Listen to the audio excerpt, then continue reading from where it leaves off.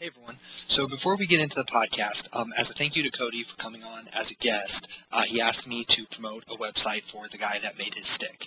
I guess every time he goes to a tournament, he gets asked about it. They're really nice sticks, fairly priced, and I'm all about small businesses, so I was happy to promote this for him. It's sweet53.ca. If for whatever reason you didn't go through the VGF site to get to the podcast, it's up there on the post.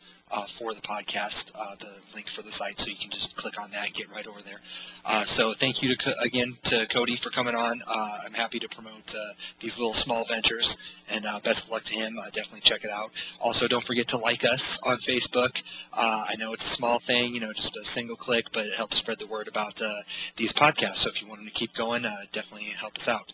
Otherwise, enjoy the podcast, and thank you for listening. All right, hello everyone, and welcome to another episode of VGF Strat Corner Podcast. I am Scott, aka Zhang, on the boards. You can find me there. And I have two guests this time for everybody, and already based on what's happened so far, I can only guess where this podcast is going to go. So let's introduce the guests here real quick. Let's start with Cody. So you're from Florida. Right, originally Tennessee. Originally, yeah. I just moved down to Florida about 6 months ago in June. When I heard, or somebody, our other guest actually suggested you for the Kazuya podcast. We've never met, but I don't know. A lot of the southern, southeastern crew, I've only met a few of those guys, so I guess it's not too. Well, I mean, there's plenty of talent for plenty of characters down here. Oh yeah, well, if you need significant number of people for different characters, that's where you go, man. Yeah, pretty much the only person I know down there is Wayne. So. Oh yeah. You should get him for. Did you already do Leo? No, we haven't. I actually get him.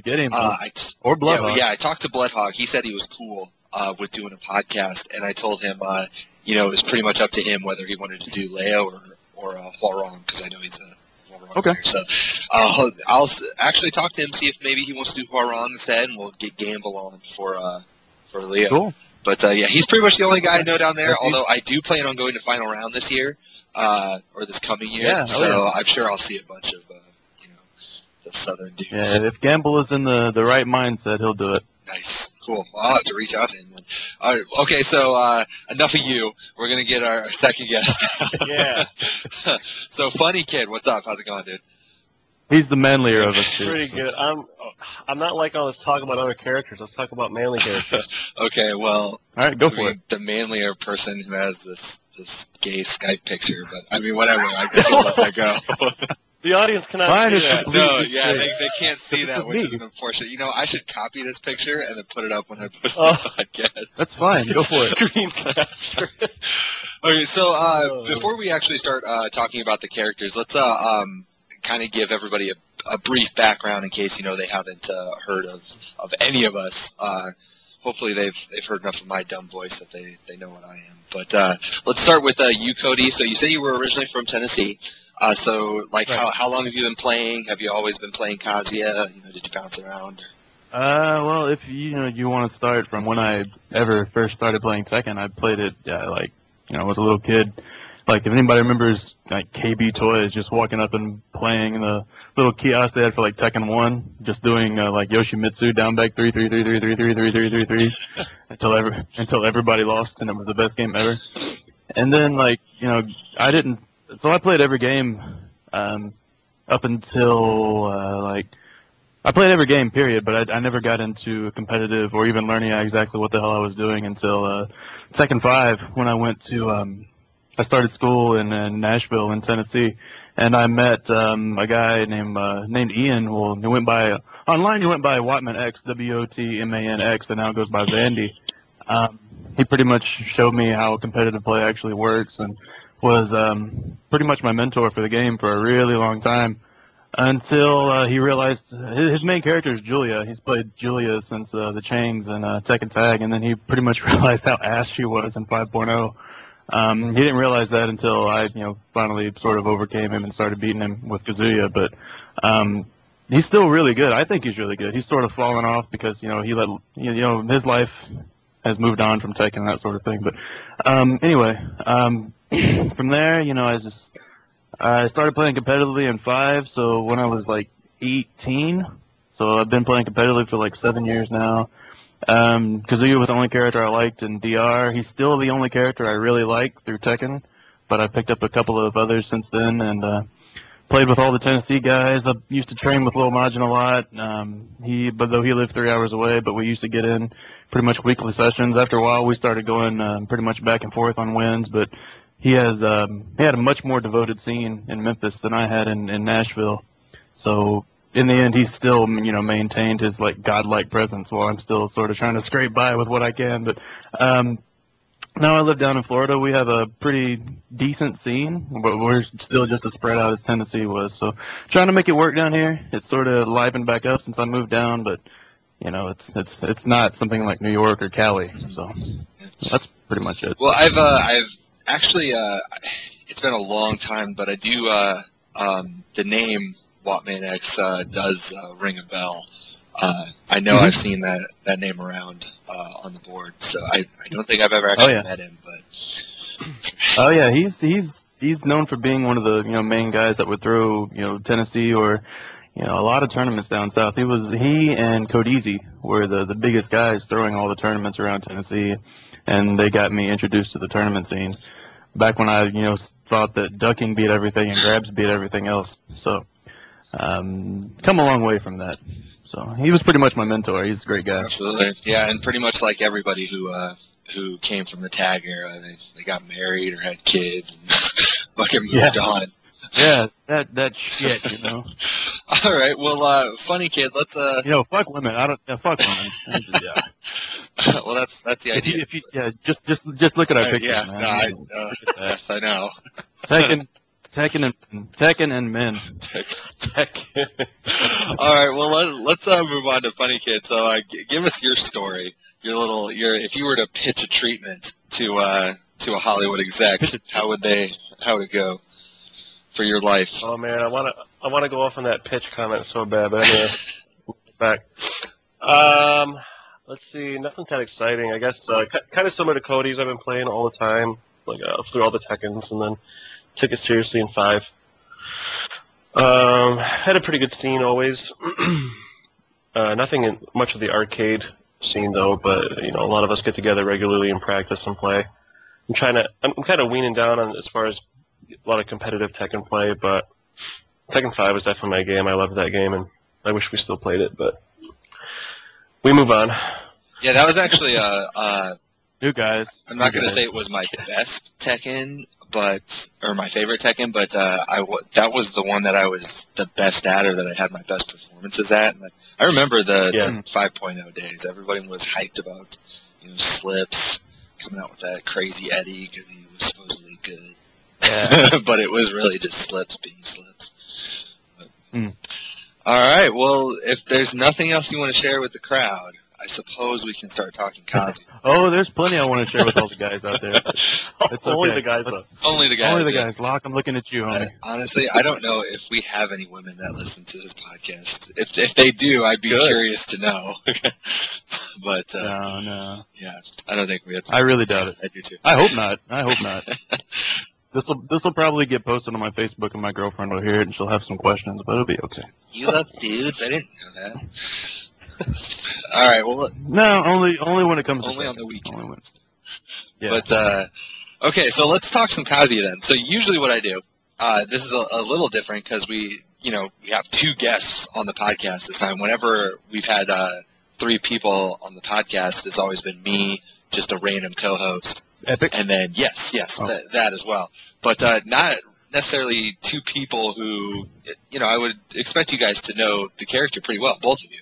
Not just one. So it'll be a little interesting for this discussion. And what I usually do is I just throw it out and say, okay, so where would you say the strengths and weaknesses of of this character are, and then we can kind of bounce off from there. However, I actually want to start it with something specific because a long time ago, actually in a couple of podcasts when Dan was on, we would talk about punishing for whatever character we were talking about. Right. And he would always mention Kazuya. And I do agree with him when he said that he believes Kazuya is the best Punisher in the game. And I want to that's a very typical mindset. And I want to start there and throw that out to you guys. I mean, since you guys are actually the Kazuya players, I mean, do you feel the same way? Do you think that, you know, out of the entire cast, that he's the best at punishing? I guess I'll go first. I think his potential to be the best Punisher is there. However, it can be decently inconsistent. Like if you consider, okay, a lot of people want to always bounce off saying that, you know, Kazuya's back 1-2 is 11 frames, where other people's are like their standard, you know, knockdown for like a 12 frame Punisher. So Kazuya has, you know, like a frame faster to get a knockdown, where most people don't. So a lot of people will hold that in mind, but I would challenge, you know, either of you guys listening or anybody, you know, listens to this podcast afterward, if you can name 5 -11 moves off the top of your head. Yeah, there's not a lot of them. Yeah, there you go. So for the most part, that gets thrown out, but I think they sort of threw that in there because they realized that at some points that Kazuya, you know, some of his, I guess, what they thought were his harder matchups, you know, they made some of their moves -11 instead of -10. I think they probably did it to try to help balance Kazuya, but I don't know. But then after that, you know, people will, you know, say that, you know, Kazuya has, you know, the only 13 frame launcher, you know, but that's absolutely perfect wind guide. And, you know, I do it sometimes. Like I was playing Bloodhawk in a MLG just casual match, and I didn't know that Leo's down forward 2 was -13. He told me, and so I think he assumed I was going to back 1 to it. But next time I blocked it, I wind got it, and he was like, "Oh well, okay." So, now I know you're serious. Okay. Yeah, no, I was like, yeah, don't tell me that. But I mean, I think he's a better player than me. But anyways, the consistently with like the ability to reach people, say for like -14. Obviously, for -14, Kazuya obviously still gets an electric, but it's really, really range dependent, because if you try to dash it at all, then you're not going to hit a -14. And a lot of times you have to dash to be able to hit with a wind guide, whereas somebody like Lars, which I personally think, because of his consistency, I think Lars is the best Punisher. But, you know, Kazuya is going to get launches where Lars doesn't, and Lars is going to get launches where Kazuya doesn't. So it goes back and forth. Let's see. I would agree with almost everything. I mean, on paper, theoretically, Kazuya could possibly be the best character in the game. I mean, if you just have a brick wall defense and you never miss anything, you know, he's got the 13 frame launcher from crouching, and he's got the 13 frame launcher from standing. So that covers almost all of his bases, and then he has all these knockdown punishers, and it's back 1-2 even wall splats if you're close enough. But then again, it's just like Cody said. It's like, well, you're not always going to be in those perfect situations, and you might not always block stuff perfectly. Right. I don't know. Yeah, it's hard to say. I mean, on paper he could be, but it's very difficult. And a lot of the block stuns that you have to deal with when you actually try to get into doing launch punishing with Kazuya, you'll understand how fucked up Tekken 6's block stun game is, and it's hard somewhat to inconsistent. It's hard to understand unless you play a Mishima and you're trying to whiff punish or launch punish, because with any other character, you just hold down forward and mash 2, and that's your launch punish. But with or up forward and 4. Right. But with Kazuya, you have to sit there, you have to block, you have to get to neutral frames, and then you have to input a 13, 14, 15, 16 frame Electric Wind Godfist, and it's really, really hard, because there's a lot of moves that are like -30, but you're at like -10 to begin with, and you have to find when you're at neutral to punish it. So it's hard to explain, but I know that's how I feel about it. Yeah, it's really. I would just an extent on that. If you sit and practice every move that's, you know, -13, 14, 15, and you nail it every single time, then Kazuya is the best Punisher on paper. Mm-hmm. But when, you know, people like, and this is not a knock on Brian or anything, but like Brian, you know, jet upper, you can, you know, buffer the forward and then just mash back 2 if, you know, he's not really mash it, but it's far easier than saying pulling off an electric for -14. Yeah. Or Lars doing forward back 2-1 as well. He doesn't get the biggest combo in the world, but if a wall is anywhere near, he's going to do more damage than Kazuya was going to do in the first place, and it's far easier to do it. I like that the comparison with down forward 2 and up forward 4 because a lot of people forget that, or I guess they don't forget, but they don't really think about it, that God Fist is high. So like the big block stuns, like kind of to go back to Brian, the down Snake's Edge, the down forward 3. If you block that, you have to sit there and wait until his hitboxes get up a bit before we can launch him. If you try to do it right away, it'll swift.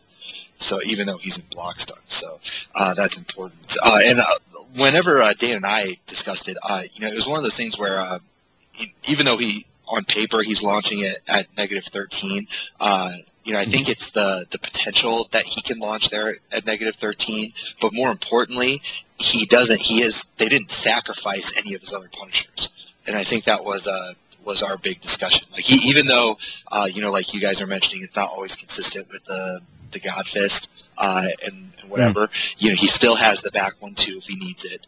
While standing 4-4. Let me stop you. Let me stop you for a second. His back 1-2 will not hit the majority of females in this game for their get up force. It whiffs completely, and it's -14 on block. Whereas, say, Lars reaches forward 2-4 on everything and wall splits. So. I see. What? And it's only -12. So. Oh, the forward 2-4 for Lars.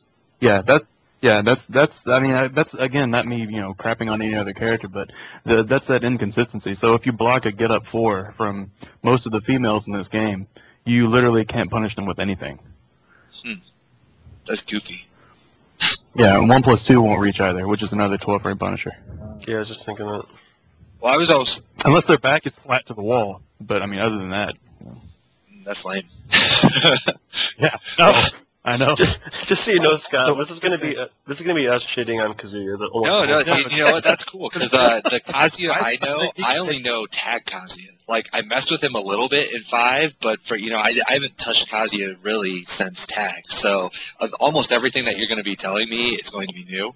So it's a learning experience. So I still think he's great. Like Mark said, I think you can if you're on, you can beat anybody, but you have to know your matchups inside and out. Like if you forget for like a half a second, say like I'm just going to mash out back 1-2 if they do a get up 4, and it's -14. Well, I got punished really hard for that.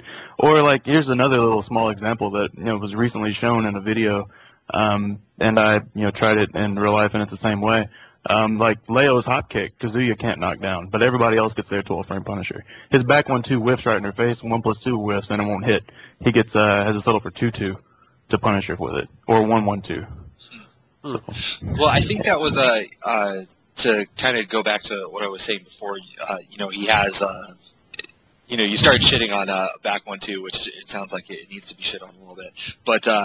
The God Fist, the potential on paper is there, but whenever, if you even keep going back farther to, your most basic punishers, like the 10-frame and the 11-frame while standing, he still has really good punishers there, too. So it's not like, even if you're trying to stay safe and just do -10 moves, that he can't hit you with it, or that he doesn't have a big string like a 1-1-2 or, 1-2-2 or whatever it is that you want to do, or while standing.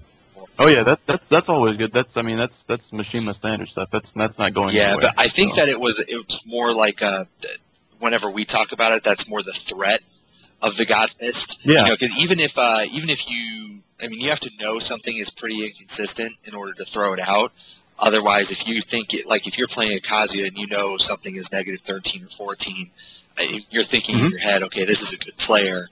I don't know if I want to throw that out. Even if it's inconsistent, there's still a possibility he could launch me. And I think that changes the way that you have to play against Kazuya, even if it is inconsistent and it would whiff. It's one of those things you have to keep. Right, but then what happens when, if a lot of people they'll do those -13, -14 moves and immediately go into duck. So if you miss your wind guard by 1 frame, you're getting launched as well. So, and then Kazuya doesn't have, his only mid launcher is 16 frames. So, you could probably do a micro duck and stand straight up and then punish him if you miss the wind guard attempt.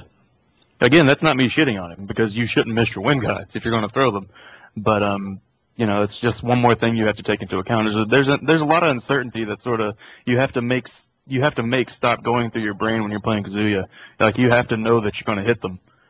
Whereas, I keep saying, whereas, like I'm shitting on other characters, but like another character, so for like minus 15, just like Mark said, mash down forward 2 and mash up forward 4. Kazuya has to hit it perfectly, or the other person's basically going to duck you and then launch you for it. Because there's no real mid threat there. Kazuya's not going to do a mid that's going to launch you. Let's see, does he have a mid down forward 1, or that's the only thing I can think of. Does he have any other? Down forward 1-4. Yeah, that's the only mid launcher he has, or does he have something? Delayed hop kick. Oh yeah, well. I look at 23 frames, whatever it is. It's kind of retarded. I mean, there's also down forward 1-2, but even then, they're all miniature juggles. Like down forward 1-2 is high. It's mid high, and you can both down forward 1-2, down forward 1-4, both of which are going to give you combos, but the second hits are both high, and the only thing that you can follow up with that's a mid, it's a down forward 1 forward 2, and that's what, minus 12. Yeah, I just know you get punished for it. Yeah. See, well, not to derail the topic too much, but speaking of mid punishers, and then I mentioned all I really know is tag Kazuya. Is it really worth while standing canceling into TP anymore now that it's punishable? Is that even viable? Twin Pistons has always been punishable. In tag? No. Yeah, Devils was safe. Devils was safe. Regular Kazuya's was not. Yeah, but it wasn't launch punishable. No. Well, I mean, the only person that can launch punish it is another Kazuya in this game because it's minus 13. Yeah. Oh, I thought it was negative 15. No, minus 13. Oh. It's 13 frames minus 13. Most people just, knock out their 12 frame knockdown. There you go. Learn something. I thought it was launch punishable. That's my bad. Well, by Kazuya, if you're playing against another perfect Kazuya. Yeah. Huh. And you could just duck it and hope he misses by a frame and then kill him for it. So. And it's still definitely worth doing because you have to make up for Kazuya's weaknesses of his linearness, and that's one of the moves that actually tracks pretty well to his weak side. And, but the thing is, it's you can do it out of wave dash to help cover your ass, but it's so hard. Some people just have such easier stuff to cover for them. Say, let's go back to Lars. They just spam back 2 or whatever that. Back 1. Back 1. They spam back 1 and that just covers screen, all of their. Yeah. Oh man. Oh god, I wish Dan was here here right now because we shit on Lars so much. Why? Did you see what I did in the team tournament at NEC? Dude, no. Lars is a good character and he has potential, but I just think he's way overrated. I think anybody who doesn't put him in top 5 is lying to themselves. Oh no, I can't see it. No matter how much I watch Lars, I cannot see it. I just I like the back one. We discussed this thoroughly when we did the podcast on him. The back one, I want to say it's -8, -9, something like that. It's up there. Okay. And it's one of those things where Dan called it "don't fuck around" frames, where even though it's safe, you are completely giving away your momentum when you throw out a move that's like that. Even though you're not technically punished. Immediately following it, you can follow it with one of the 18 million crushing moves that he has. Yeah. So down back 4 is going to crush the majority of anything high they throw out. Up forward 3, if you got balls, will crush pretty much any move that they throw out. Well, and that's kind of the back 1+2 will crush every move in the game. Well, that's kind of the problem that's I can't speak for Dan because Dan thinks he's absolute shit, which I don't agree with. But a lot of the stuff you just mentioned, all of that's punishable. And it does crush. I'll give you that absolutely. But no matter which option you take, you're taking a risk.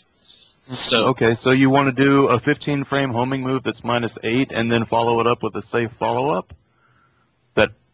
So I don't understand that. Well, you'd like to have a safe follow-up of some sort, but I think it's more for the fact that run away. Let's say that you do the back. I guess all the ones that you mentioned have either evade or crushing properties.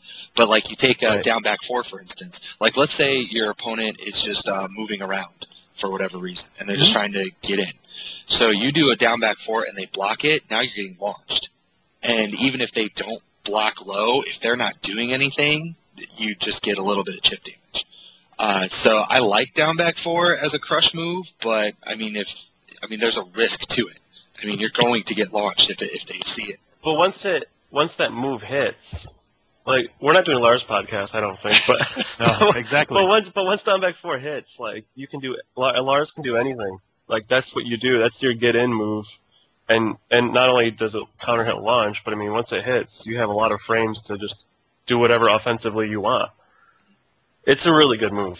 And anyone that doesn't think it's a good move hasn't played against Lars enough. Yeah, it's +5 and makes your opponent, crouch. So, And I mean, anyways. Yeah. We can do Lars later as a second. We can bring it back to Kazuya by just looking at his homing moves. Just to compare again to Lars. Look at Kazuya's homing move. It's a while standing 3. I don't know how fast that move is, but it's probably like, it is 21. I'm looking at the frame data. It says it's 24. Like, whatever. That's the damage. Oh, that's the damage? Oh, yeah. Okay. So it's a really, really, really slow move. Has to be done for crouch, so you have to have crouch frames before that to add to your 21. Right. And it's -9. I feel like if you do it to get a wall splat, when it's really blocked close, I feel it's -10 because I feel I've got punished for it before, but I might have just been doing something after it. Yeah, it's an awful homing move. Like, it's the worst homing move in the game, probably. And then I don't know, just because I don't have anything to compare against it, because it does knock down. So you can't really say it's the worst. But I ever only use it to stop stepping near the wall so I can try to get a wall splat or set up my offense. Yeah, it's very much a Kazuya move in that, it's gonna knock you down, but if it doesn't hit, you're just kind of like, oh well, I guess I missed my opportunity there. So is Godfist more steppable then? Now? Incredible. Oh, okay. Because you're like talking about like no homing moves and everything. Like Godfist, like that's the first thing that pops into my mind. But I have consistently had it step both directions, and whether I'm doing it from just standing still, perfectly still, and then going straight into a wind guide, whether I do a dash wind guide, whether I do a light dash wind guide, which every crouch dash is supposed to basically realign you, but if they're stepping at the right time, it can be stepped both directions. I'm not saying that it doesn't track well. It does track well, but it's not what it was by any means. It tracks well to his left. Right. But anything on his right side is just fair game for you to do anything. I mean, you can just walk circles around him to his right. And Wind God Fist doesn't help that at all. That's why we're saying he needs a homing move. Whereas wall sending 3, it's so slow, and you're so open to just getting hit by anything while you're trying to get that move out. And even when it's blocked, -9 afterward. Yeah, and when it's blocked, it's -9, just like you said about Lars. But Lars is 15, and it's mid, and it's way better. It has far more reach, and it doesn't take any execution. You just bam, bam, bam. Yeah. You'll see most Kazuya players doing his homing move out of like a wave dash mix up, because a lot of people know that they can step 80% of his wave dash moves just by walking to their left, and so they'll throw out that while standing 3 to try to catch him. But once they do, boom, their momentum's totally killed if it gets blocked. Yeah. I'll have to remember that. Side step left. Side step or side walk. So this whole podcast is gonna sound like we're shitting on Kazuya, and Mark might, and even now and then again, I'll get incredibly frustrated with how difficult it can be. But at the same time, just like we said at the very beginning, if you're on, and then it's incredibly difficult to get Kazuya off of you. Yeah. So I'm not gonna just complain the whole time. What we're doing, we're stating facts. So if you find ways to get around that sort of stuff, if if your execution is on point and you stay in somebody's face and you make them scared to do anything, then Kazuya's going to win. But you have to establish your own game there. You have to have the balls to go in there and do what you're going to do with even knowing Kazuya's weaknesses. You have to know him inside and out. So that's why we're stating what we're saying. We're not saying that he's shitty. We're just stating that you have to know these things. Yeah, no, and I'm glad that Kazuya has to go balls deep. Yeah, absolutely. And I'm glad that. I was taking a sip of my smoothie, you asshole. Oh my God, he's actually drinking a smoothie. Oh, dude, it's delicious. You should have just bit the bullet and said you were drinking a Guinness or something, man. I You should just lie. Well, I've got a monster right here next to me, so taking a shot of the smoothie, taking a shot of the monster. That is the oddest combination I've ever heard of. It's breakfast. It's a good wake-up breakfast. But I'm glad that you mentioned the whole shitting on the character thing, because part of the reason that this podcast series even got started is because you have everyone who can play Theory Fighter on the boards. But what I wanted to try to do was combine the theory with the practicality of it. So, you're meant, like you said, everything that we're talking about is fact. It's not really debatable. Yes, a God Fist is 13 frames. But, at the same time, as, we talked to, as you guys mentioned, it's inconsistent. It's not practical at all, all the time. So you can't just say, okay, he has a 13-frame launcher, end of story, move on. And that, I'm glad that you mentioned that. And you were talking about, it's hard to keep Kazuya off of you if you're on. So I guess let's talk about that a little bit. So what sorts of things are you pressuring with? Or let's say that you're playing against somebody who knows that they need to be sidestepping left or sidewalking left. So they're doing that a lot. They're trying to get around you. What sorts of things are you doing to stop them from that? Let's say that you are on that day. What kind of options are you taking to keep the pressure? A lot of people would call it, being a little bit random at times, and sometimes you do just want to say pull a move out of your butt and just go. But wall standing 4 is one of his options to track to his right or against sidestep left. So a lot of times you'll see Kazuya players just dash in wall standing 4, dash in wall standing 4, and it's not really that strong of a move, but it is from crouch it's only 11 frames and it's +8 on hit, which is great. But the damage is only like 15 damage if you hit it. So there's a trade-off there. So that's one big way to make somebody, sort of turtle up a little bit, is to use lots of wall standing 4s, or if you're really good, crouch dash wall standing 1, because it puts the fear in their head of getting twin pistoned out of a crouch dash, which is really scary to a lot of people, and it tracks a lot better than a lot of his other options. But I'm trying to say, just try to keep yourself at plus frames all the time, and he doesn't have a lot of moves that keep him at plus frames. Wind God will do it if you get the electric version. Forward 4 puts him at plus, what is it? Mark, off the top of your head what forward 4 puts him at? Oh, we got frame data. We got frame data. I think it's +3. It's +3, but it knocks away.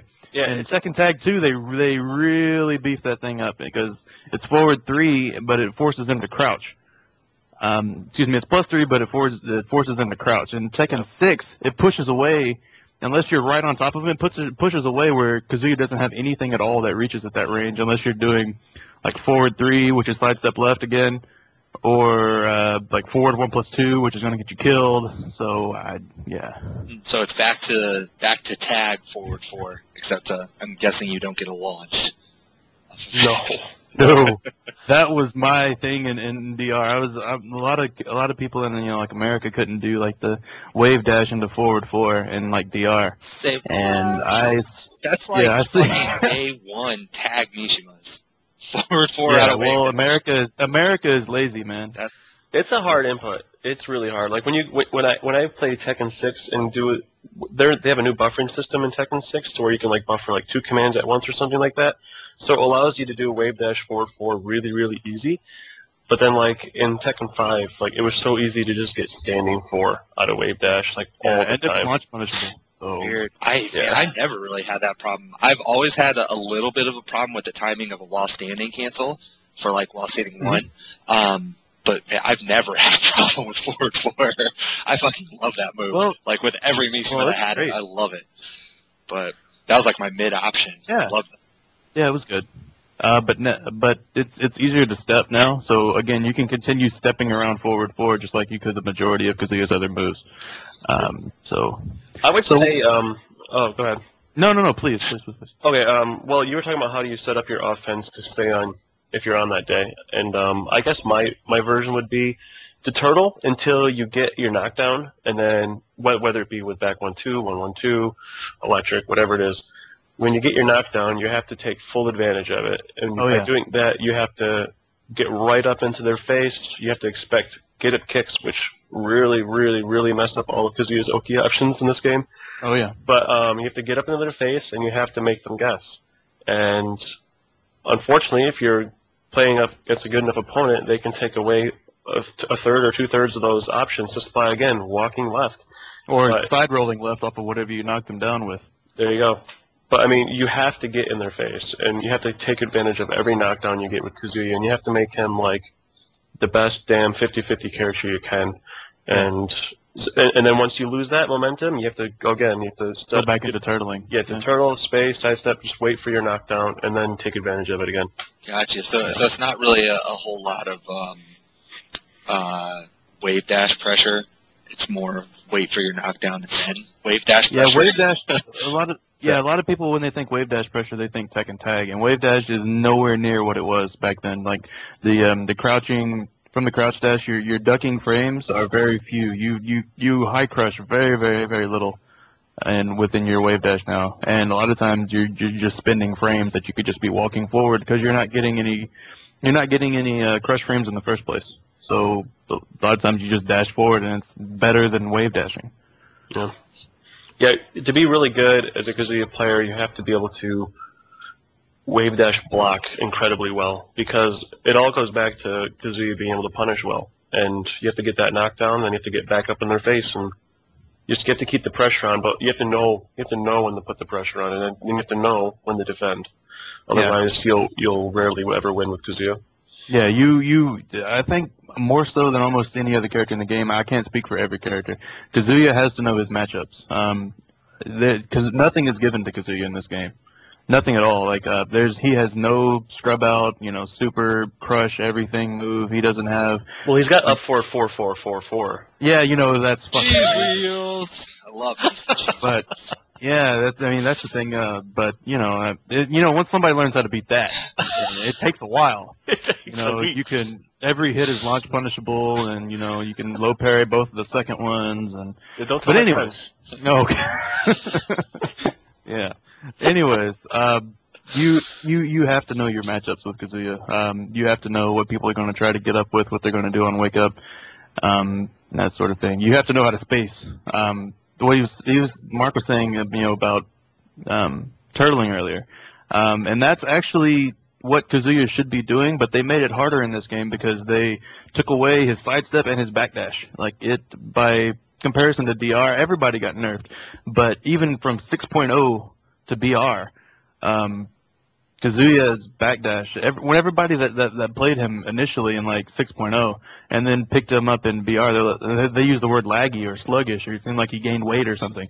Yeah. So his movement is actually quite small, even compared to DJ's, which is really sad because DJ has better pokes and lots of other things to be able to set up an offense when he gets the opportunity. When Rain came to America with Holman, I was talking to Rain about Kazuya, and that was the biggest thing that he was telling me, that sucks about Kazuya. That's why he doesn't play him anymore, is because of his movement. His movement is one of the worst in the game. He just can't backdash well, and his sidestep, it's either his sidestep or his character box is so fat that he has a problem sidestepping a lot of stuff. So his sidestep is very small. I'm pretty sure that's what it is. Yeah, that was the main issue that he was stressing too. In a 3D game like Tekken, movement is crucial. So even if you have one weak spot, like say Jack, not Jack is a bad example, but who has Eddie was always one of those characters that had really shitty sidestep, but backdash was huge. So there was still the same. There was something to make up for it, but to have neither sucks. Yeah, really, Kazuya should have the best movement in the game. He's probably the hardest character to play, and he should have the highest reward for putting in the time. If they just buffed his movement alone, it would make him a much better character. I've said that ever since Tekken 6 came out, and I've learned how to use all of his new moves. And I said, you could take all this shit away and just give me a backdash, and we'll call it even. Yeah, it's let me just have 1-1-2. Let me have 1-1-2 for -12. I don't care. Don't give me a 11 frame wall splat. I don't give a shit. Just let me have a backdash. But oh well. That's new game, new character. Yeah. Okay, well. So it sounds like we've kind of talked about the offense and the punishing and everything. There was something you mentioned earlier that I wanted to ask about because you were comparing Lars and Kazuya, and we talked about the wall game. I actually don't really know what Kazuya's wall game is, but based on what you said, or I should say how you said it, I'm assuming it's shit. Or Mark, I wouldn't say I've been shit. talking. You go ahead and take it all. Go ahead. Okay, well, I would say his wall game is subpar, and because like the best combo you can do, in my opinion, not including just damage, would be a combo. But it all depends on the bind because you have to get the certain bind on the wall. If you get the most opportune bind, which would be like up forward 3, that does the most damage and it gives the best spike, and then you can follow it with a forward 4, kind of like you would in DR. But instead of stomping, you can you can do a stomp. Or you can do an up forward 3 if they get up to block the stomp. But if they do block the stomp and try to punish it, you're at a range where they can't touch you. They can't touch you, right? It pushes back to where like a wall standing 4 will whiff. So Kazuya can do another back 1-2 into the wall. Or a Wind God. Or a Wind God Fist. I always just get the back 1-2 ready because it's just there, and then you get the nice splat, and you get to do the whole Oki up again. So that's like his best Oki for the wall, I guess you could say. He doesn't have any fancy tech traps like a lot of the cast does. Hold on, let me stop you. You can avoid, after you get forward 4 spiked on the wall, after you bind, you do forward 4, you can avoid both of those by rolling to the left. So. Oh, that avoids the stomp too? Yes. All right, well, see you soon. So what you have to do is you do forward 4, you can do a dash down forward 3, and you're hitting them from the side, so some characters won't get hit from the side by down forward 3. Or you can do a down back 3, but what you're spending all the frames to dash down back 3. You're giving them the frames to get up, and you're giving them the frames to punish you if they block low. Yeah. Or you can do a dash. You can dash in the stomp. But the stomp is unless you're probably playing against maybe like Marduk or something, or Jack, the characters, just huge characters. The stomp is not guaranteed after forward 4. Wow. And if you're going for just straight damage, I'm pretty sure his most damaging wall combo would be bind back 3-1 down forward 2. I believe so as well. And that grants to your opponent a quick tech off the wall, so they can just get up and roll away, or just immediately get up and start walking, so they get off the wall from you. Yeah. And the only thing you have to keep them on the wall is obviously walking with them or sidestepping with them, but you don't have any good pressure to keep them on the wall besides like just generic like running 3s or something like that. I mean, you can do a back 1 and try to hit confirm the 2, but the thing is back 1 itself is punishable. So it's like -11 or something. So as soon as you're trying to play that game where you're like, I'm going to try to get the hit confirm, like say like Lee can do forward 2-1. Like Kazuya is, actually I think Lee's is punishable too, but not as bad as... well, the first hit's also mid. and far more hit confirmable. Yeah. Yeah, Kazuya's back 1-2 is very hard to hit confirm. So I would say his wall game is really just average, or if not below average, because he just doesn't have many tricks. It's just very cut and dry on the wall. You don't feel like you're in a no-win situation if he hits you against the wall. Yeah, if you get hit to the wall by Kazuya, you're just like, all right, I got to take a little bit of damage, and you can get up and keep playing. It's not like Lee, where they'll do the combo, which grants them, if you get quick stand, it grants like a down forward 1 into rebind, or if they side roll, you can get other really good free juicy damage on the ground. Because Cody just said, you can roll away from everything. So well, there's a sort of a small addendum to that, in that even if you do like the like you said, back 3-1 down forward 2 as your end of combo ender, if they tech such that the wall is to Kazuya's right, then he basically has a really good mix-up from there, because Hell Sweep 1 will wall split from that angle a lot of the times. Yeah. And also back 1-2, if they get up and do a get-up kick and are not a girl, will wall split from the same angle. So it's really angle dependent whether or not Kazuya is going to have a good wake-up game. Yeah, I totally forgot to put that in the equation. Hell Sweep 1 is one of his best wall splitting moves, and you'll see Kazuya's always looking for that opportunity to land that, because and a lot of times you can use that as a mix-up, because people will see that angle, after playing against a good Kazuya and be like, oh shit, let me block low here, and then you can sort of make use of that. But you don't have any good wall splatting mids. Yeah. So, except for up forward 3, but when they're at that angle that Hell Sweep 1 is going to wall splat, up forward 3 is not going to wall splat most of the time. Oh, and here, I'm trying to think of like a wall splatting mid. Is forward 2 any good? Because I know it's I mean that's still wall splat. It does wall splat.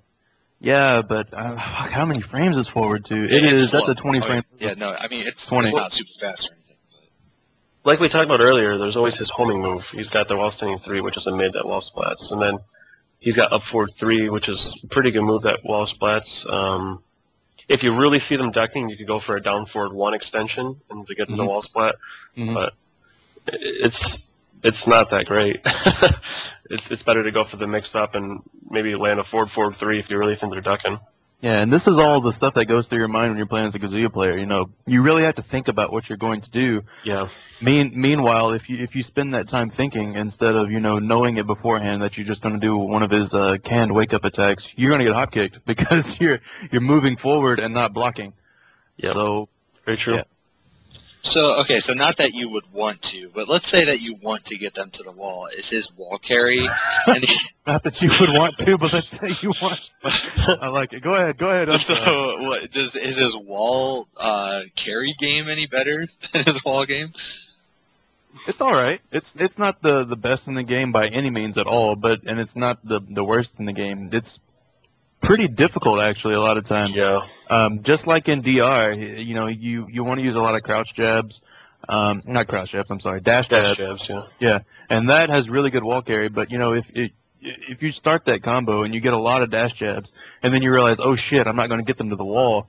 You're giving up a ton of damage, and you're also probably going to have a really hard time binding them. Just to make up for you not hitting the wall. That's because you have to dash really deep. Down back 2 is really slow. Down forward 1 pretty much requires you to be, underneath them to hit down forward 1-2 to bind.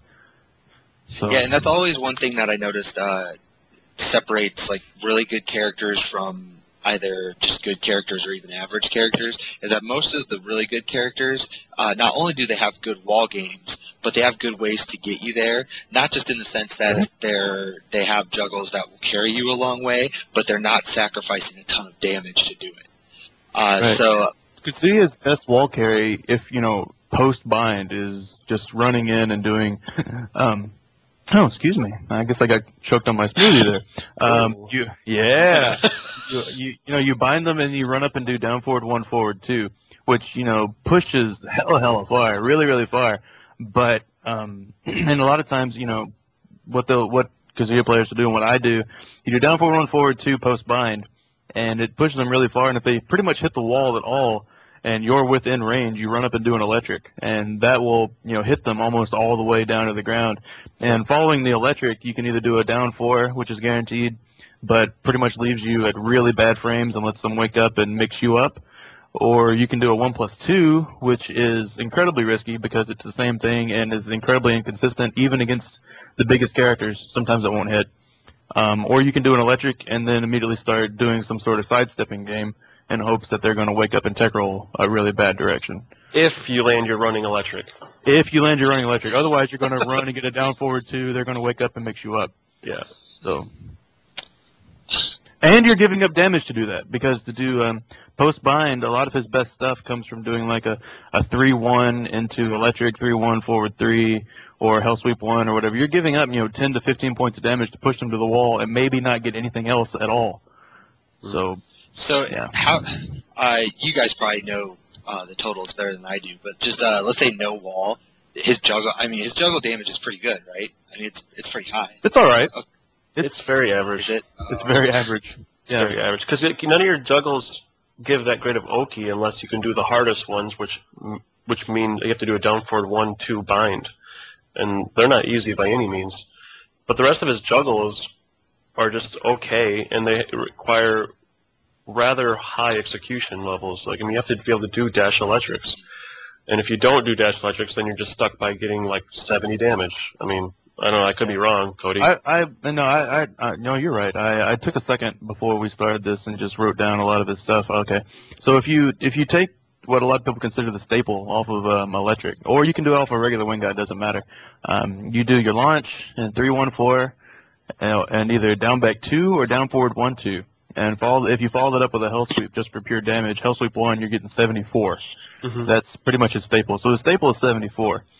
If you do wind guide 3-1-4 and then dash down forward 1-2, and then dash forward 4, which is basically how you're setting up Kazuya's 50-50 Oki, and we'll get into that in a second. But after you, like Mark said, if you do the down forward 1-2 bind and dash forward 4, that does 67, which is 7 points less than his staple, and you're then setting up a pretty good. No, I would say it's actually a really good Oki mix-up. It's a good 50-50 Oki mix-up. So, but you're looking at multiple points of execution there. You're looking at for one, hitting the wind guy, which is not exactly hard, but it's harder than mashing down forward too. Yeah. And you have to dash down. You have to dash 3-1-4, and if they're pretty much off axis at all, if you're to their character's right, you're not going to land down forward 1-2 to do your Oki. It's just not going to hit. You can, if you're perfectly on axis or slightly to their left, you can land dash down forward 1-2. So you're inserting 2 dashes there, and then post bind you have to insert another dash into forward 4. Mm-hmm. To set up his Oki options from there. All right. Ta-da! So yeah, sounds pretty average. as opposed to Bob doing wall standing 2-1, this 14 frame mid high crushing launcher that destroys. You immediately go into down 2-3, you hit 2, and then up forward 1+2-1. You don't dash a single time. Yeah, it's all just directions and buttons. All just directions and buttons. Because you're required to dash, and then which like Bob's also ends in like an amazing Oki if you end it with like that back 1+2. Oh, it's completely the exact same Oki, and it does more damage. Yeah, and it wall carries. Really damage. It does I believe it does 80 damage, and yeah, you're right, it does wall carry because at the very end you can do I want to have a ridiculous wall carry with down back 2, or do I want to go for like my 50-50 Oki or down 2, for an extra 15 to 80 damage? I don't know. It's retarded, but. So Cody's right. That is Kazuya's best juggle. The 3-1-4 down forward 1-2 into forward 4, but it's incredibly hard. But if you can get it, the reward is pretty great. Yeah, and that's only doing 67 damage. So, and then if you guess wrong on your Oki, you're stuck with 67 damage. Yeah, and I guess it depends on the strength of the Oki. I would presume it's just unless maybe I missed it in there, that it would just be hell sweep or. No. Okay, so what's the? No. If you don't move, or if you roll either, I believe it hits if you roll either left or right. Yeah. You do a stomp, which is 25 extra damage, which brings that combo total to 92, which is above half-life, which is very good. Yeah. So this is where Kazuya starts shining some. And then if they try to do either get-up kicks, if they try to stand straight up, or if they roll backwards. You get back 2-4, down back 2, and then your bind ender of choice. So just for an example, I wrote down back 2-4, down back 2, down forward 3-2-1. That adds another 43 to bring your juggle damage to 110, which is really good. Mm-hmm. And that's assuming that they back roll. Typically, they're not going to back roll, and you're almost always going to get a stomp, which is going to bring it to 92, which is really good. There's no complaints there. But that's assuming you're going to land the wind guide that we were talking about earlier. So yeah, and I always I love Fang, but and I think he's a lot higher than most people think he is. But he has the same sort of problem where his wall carry is okay. I mean, it's decent depending on what you do and like your situation. Yeah. But like overall, his juggle damage pretty low, and a lot of people bitch about that. But I actually think that he had, because of his Oki and his tech trap, that it's a lot better than most people think. Yeah, the glitch and the incidental tech trap that he has makes him actually competitive. Yeah, and that's why, and a lot of people just ignore it, and I don't. It's almost like a Marvel. Yeah, thing. and I don't really know why. Like, if that wasn't in the game, I would completely agree. Okay, you can't, if they tech roll, you're completely safe. You don't have to worry about any extra damage, but you can't do that. So I kind of see that a lot. The similarity there with Kazuya, where your juggle damage is average, you're giving up a little bit, but if you guess right on your Oki game, you're actually getting a ton more. So Yeah. I don't know. It's a risk reward thing. I actually like Oki mix-ups and 50-50s like that, so I don't mind the little bit of damage drop in the normal juggles. But I do remember too. Not to completely shit on Kazuya. No, I want to shit on Kazuya.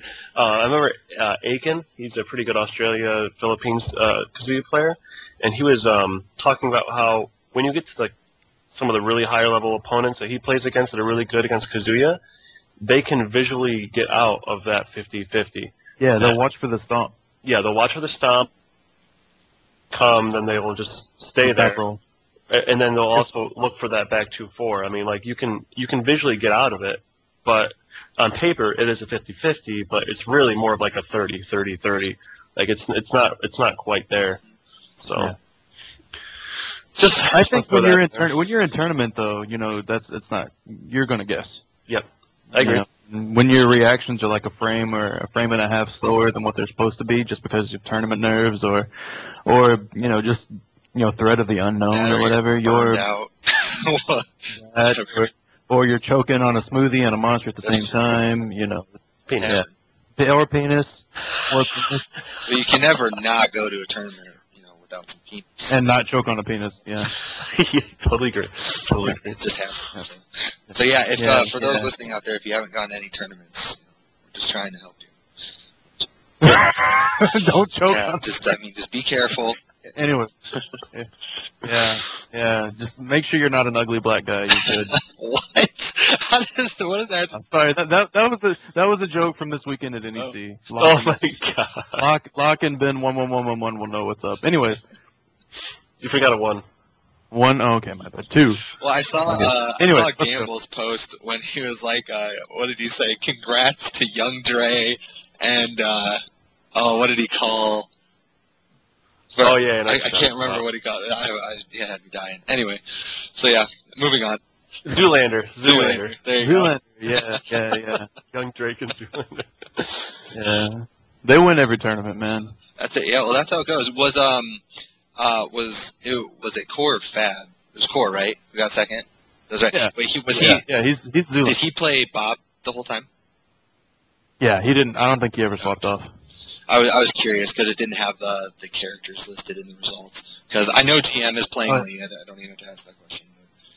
But I didn't. Yeah, Core had a little run where he was, trying to play Lars here and there, and his Lars wasn't bad by any means. But I think he realized that, Bob is easy mode.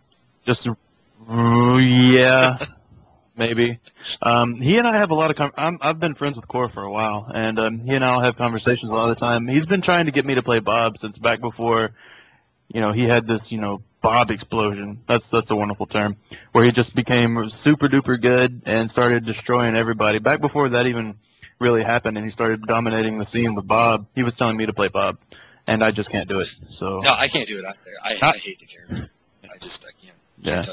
Yeah, but he's winning tournaments and he's getting money and his name is out there. He got sponsored, so I mean, I'm not gonna shit on him for playing Bob by any means. He should continue playing Bob. Oh.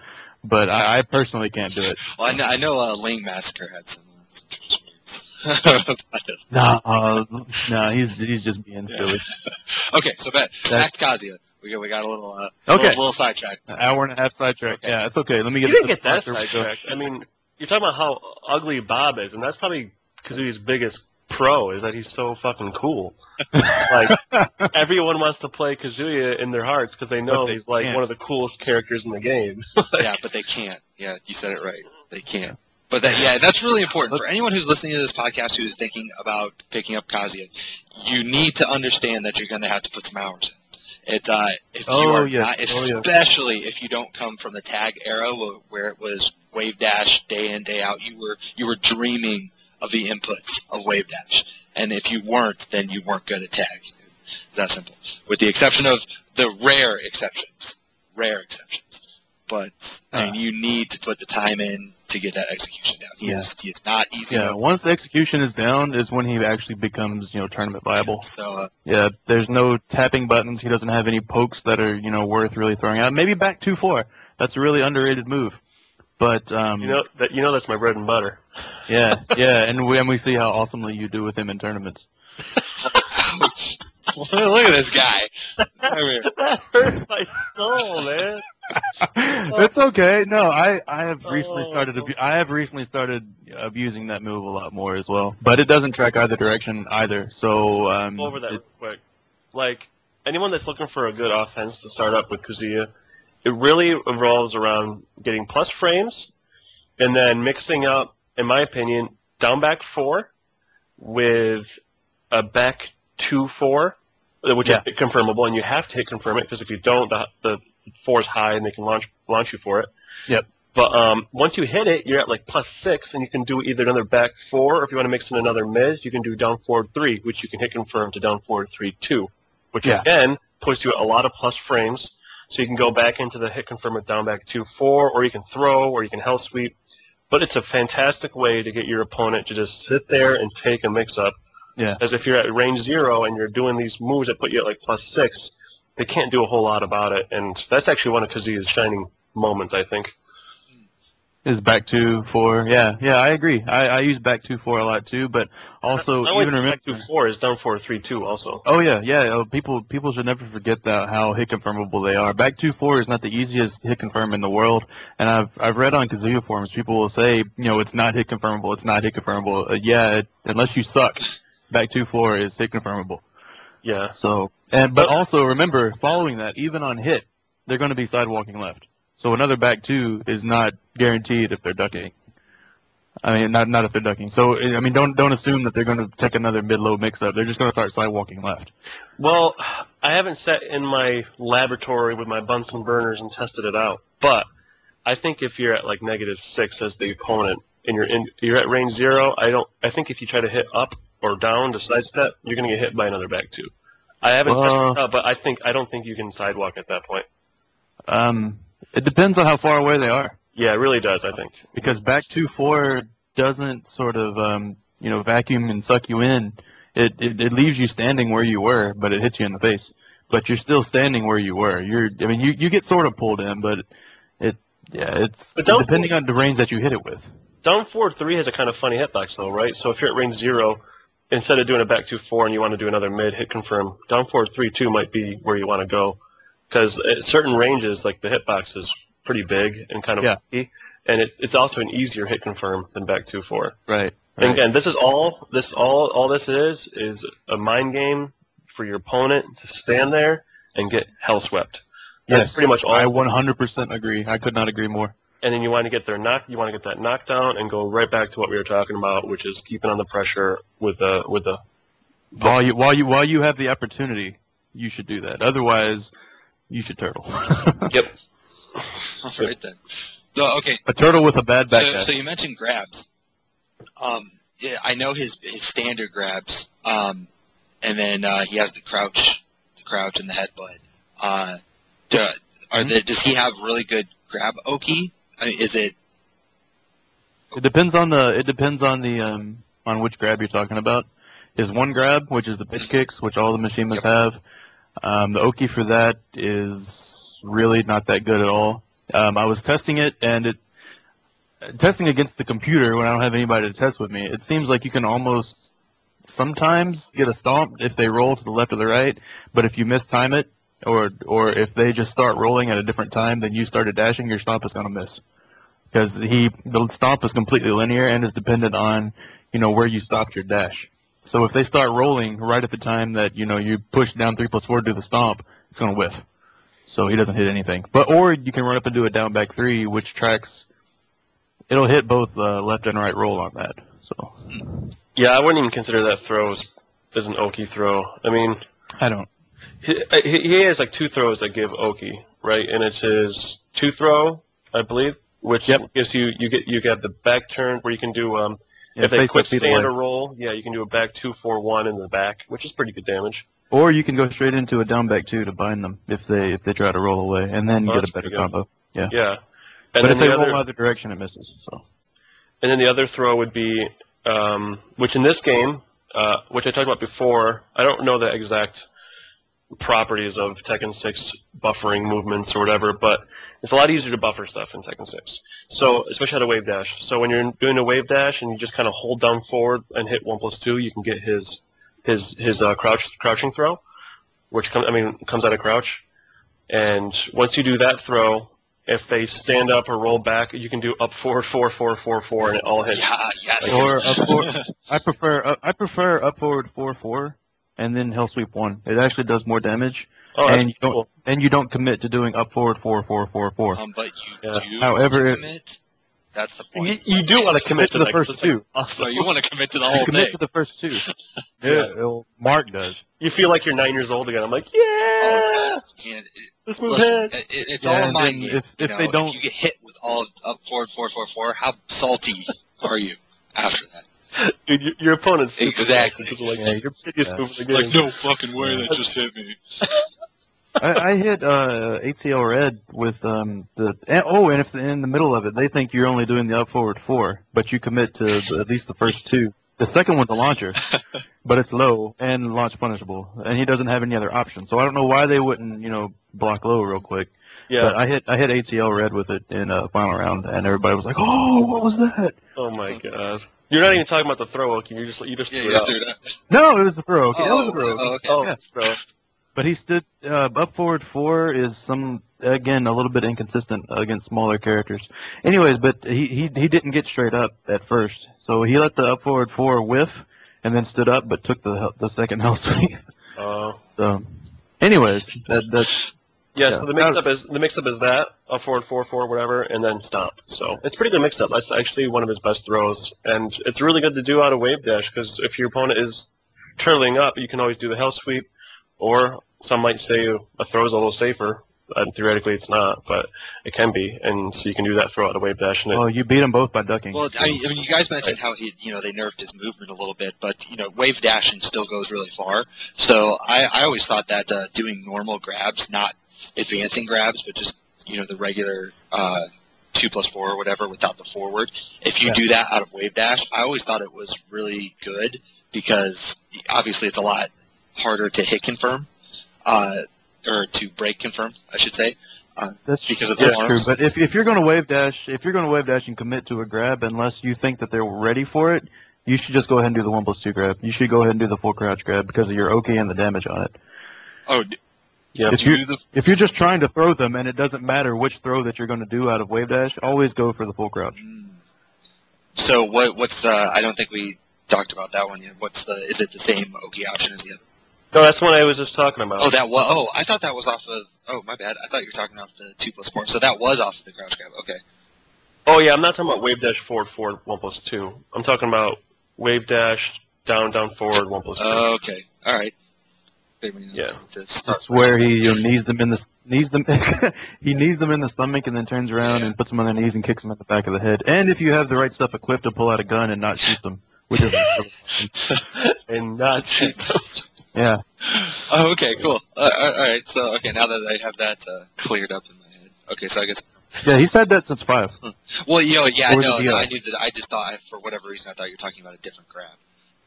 Oh, okay. Well, they made it much easier to do in 6, and it's actually really, really good. Mm-hmm. Nice. Okay, so he doesn't get that kind of beefy Oki off of the other grabs then. Like the Correct. But just it's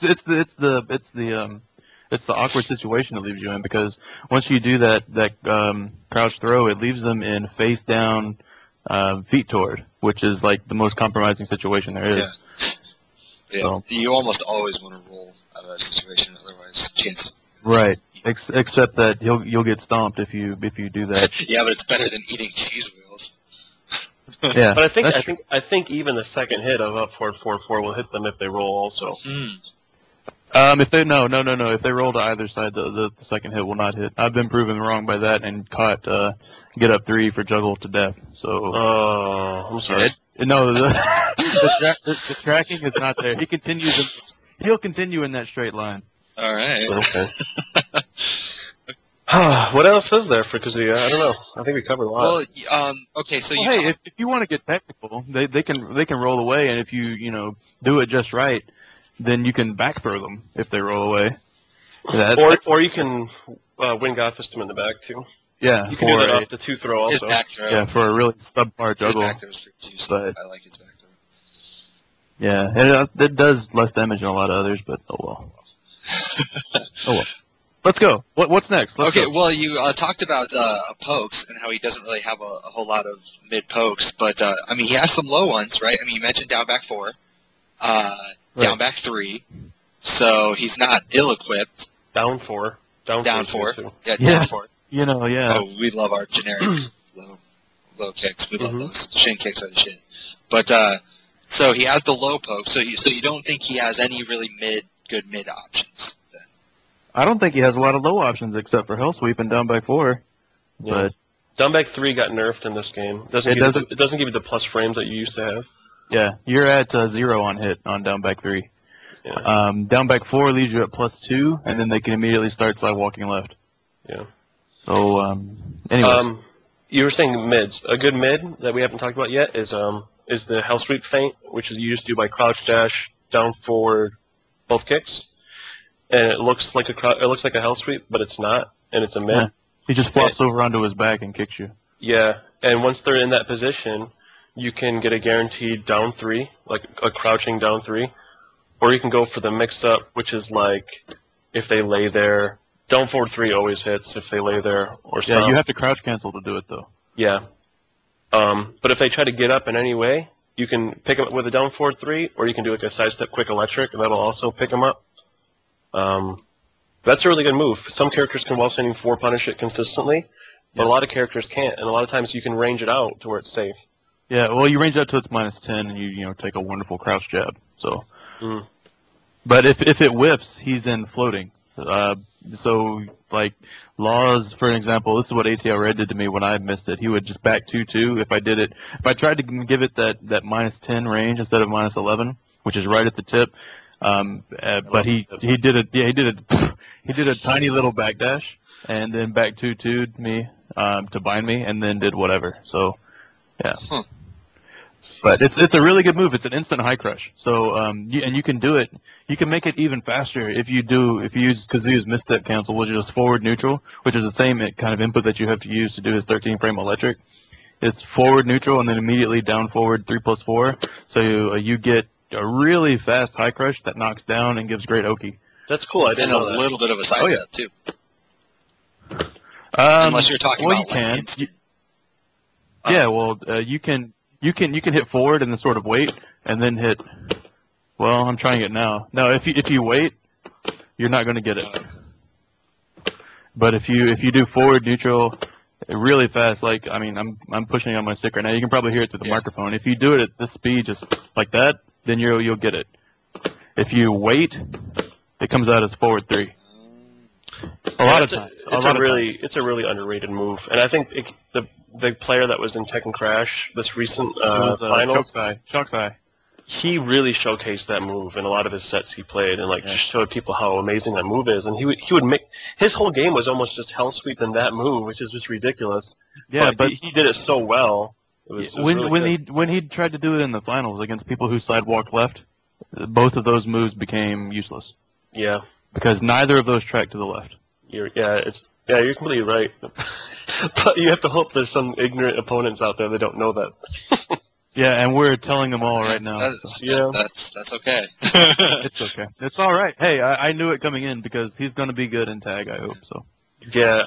Oh my God. I was playing against Cody in tag too, and I was almost completely on Kazuya's right side, in which it was Tekken 5, nothing would have hit me, and he electricked me. And just oh my God, his electric got so buffed in Tekken Tag 2. They're bringing it back. Oh my God. Yeah, it tracks really well. I still had them stepped both directions though that weekend while we were there. But if you dash into it, it realigns a lot better. I think it's just because movement has been buffed up a little bit more, so it realigns you a little bit more for the electric to come out. Which I guess I should have said dash electric. It was a dash electric. Yeah, so the electric itself, it may have been buffed, but as we don't have tag 2 to just sit here and screw around with all the time for in America, we have Prologue, but nobody will play it with me. But Yeah, I think it's just the dash that realigns a lot better, so that the electric, it tracks a lot better, and that in itself is buffing the electric, which is great. So.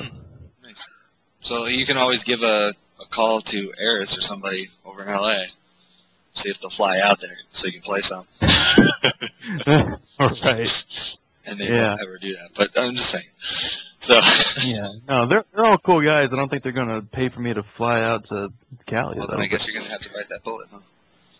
Oh yeah, I was considering buying a machine, but they've all been, I'm not trying to sound like I'm balling or anything, but like I was hoping since I just moved down to Florida, I just started the new job. I was considering, I thought it was going to be the same as like 6 was, and you could play it without having, a connection to Japanese internet and a server setup or whatever. I was gonna sort of bite the bullet, credit card it, and hope that I made my money back from Florida scene or whatever, while at the same time I was playing it. But this whole debacle with playing, having to be online and pay per play sort of thing hasn't made that really possible. Yeah. Man, I'm hoping. Well, I actually shouldn't hope because I know it's not going to happen. But I really miss the PS inputs that they had back in T5. I think I mentioned it. Oh, the pad ports. Yeah, the pad ports. I fucking love those so much. Because first of all, yeah, even if you weren't playing pads, you could bring your own and that's what I always said. Because I am a pad player, so I loved it. But I always told everybody else, it's like, even if you're not a pad player, you can bring your own fucking stick. So, and especially for our arcade where they had T5, I mean, those guys were a bunch of clowns. They didn't know how to upkeep the fucking sticks or anything, so they always kept breaking. So I was like, well, just bring your. Yeah, that came out. Yeah, that came out right at the like the downfall of arcades. Yeah. But I love that. But unless Namco, like, I don't think they're gonna get America's gonna get too many Tekken Tag machines. Oh. But even if they do, like, unless Namco builds those ports, every port that's ever been done in a Tekken 6 machine, even the one for Tekken Crash, has lagged. Like, they're all really, really laggy. Not really, really laggy, but they're laggy. They're like, 1 to 2 frames at least. Yeah, and if you're playing a character like a Mishima, especially the Kazuya, you notice the lag instantly. Like, even just moving around or whatever. Yeah. So, those pad ports were sweet, but I don't think we'll ever see them again. Yeah. Oh, and going back, I was just playing with the full crash 943 plus 4. You can get it. I was just sucking for a moment. You can get it off of a long delayed misstep. Sorry, I don't want to give anybody wrong advice there, because you can do it. I was just inputting badly like a retard. Sweet. That's good to know though, because I always loved misstep just because it looked cool, because it's a little side step. So anything you can do off of it is pretty sweet. I would use it. I used to use it as a feint in like DR. I would like run in somebody's face, just tap forward, and like, oh, let me prepare to take a mid-low mix up here, and then do nothing, and and it throws that rhythm off really badly, or just hit forward and then wait forever, and then go directly into down forward 4-1 to get a hell sweep without any input, which is really cool. Well, I have run out of questions, so I guess I'll just ask: was there anything that you think we should cover for this character that we didn't talk about, or anything that you can think of? Did we? I listened to a couple of your other casts. Did we go through like specific strengths and weaknesses, or is there even a need to? Because we went over a lot of stuff. Yeah, it's I mean, we don't always have to do that, or because I think we covered it pretty well. I usually just use that as a starting point so that whoever's on can just start there. But we started with punishers, and then I think everything that we mentioned it either as a strength or weakness. So I don't think that works. But I mean, if there's anything that you can think of like that we didn't mention, I mean, feel free to throw it in now. I can't think of anything. No. Oh, we didn't even talk about forward 3. You should use forward 3. Yeah. Because there's a wake up game on it that I end up having to tell a lot of, and Mark actually filled me in on this originally. I don't know. Did you come up with the Oki game off forward 3, or did you see it somewhere? Or? I think I just discovered, like, everyone that was always trying to do on counter hit. You're talking about on counter hit, right? Everyone kept thinking you could do a while sending 4 off of it, but like the best thing to do is just dash in and down back 2, because if they do anything, like, they're like instantly bound. No. If they side roll you left or right, it hits them. It doesn't bind them. Oh yeah, it hits them right. Yeah, so it's another 50-50 situation. So if they roll either direction, or if they roll back or try to do a get up kick, down back 2 will always hit them. But if they lie there, then you should stomp them in the top of the head, which is really so. But at the same time, forward 3, a lot of characters will destroy him for trying to use forward 3 because it's -13. I think they tried to balance. I think they knew his movement wasn't that good in this game, and they tried to give him a little something to give him that reach that he couldn't get from movement anymore. And they gave him forward 3, which is great, but you can sidewalk it left, and and on counter hit it's really good, but on block it's also -13. So characters like Lars, which has a really long-reaching forward 2-4, or King or Armor King with back 1-2, will just destroy you for trying to use forward 3 against them. Yeah. But still, if you know your matchups and you know lots of characters can't punish the forward 3, you should really use forward 3 a lot. And there's a little trick to doing it out of wave dash that the guy that originally told me was Aiken. I didn't know how to do it, and I told him that I wouldn't tell anybody else, but it's pretty much out there for everybody to find now. The trick to doing it really quick out of wave dash if you hold 3 and you've buffered 3, if you do a wave dash and then immediately hold forward, and while you're holding 3 press 4, you actually get forward 3 to come out, which is really weird. I don't know how that buffer works. Yeah, that's crazy. So that is. So you didn't know that? Oh shit! Well, that sounds a lot like Aiken is gonna fucking hate me now. It's not the same thing, but it sounds like a lot like the whole bake cancel thing, where in order to do both kicks, you have to do a 4 slide 3 or some shit like that. Like, I actually trained my fingers to the point where I don't even really know what I'm doing anymore. I just do it. But, it's something weird like that, where you have to, buffer the inputs ahead of time, and you don't press them at the same time, but you still get a 3+4 move. It's really...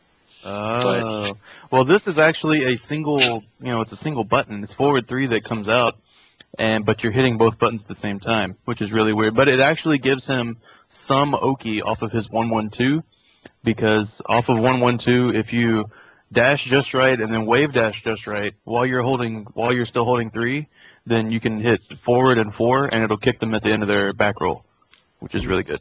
But just to cover real quick why you would use forward 3 for people that don't know, I use it mainly as an anti-bullshit move, like when you're playing against people like Ling or Raven, and they're doing all this crazy stuff in your face. Like, forward 3 is really, really good, especially for characters that like to do they do a move from back turn to where they can do a quick down back scoot away to punish any whiffs.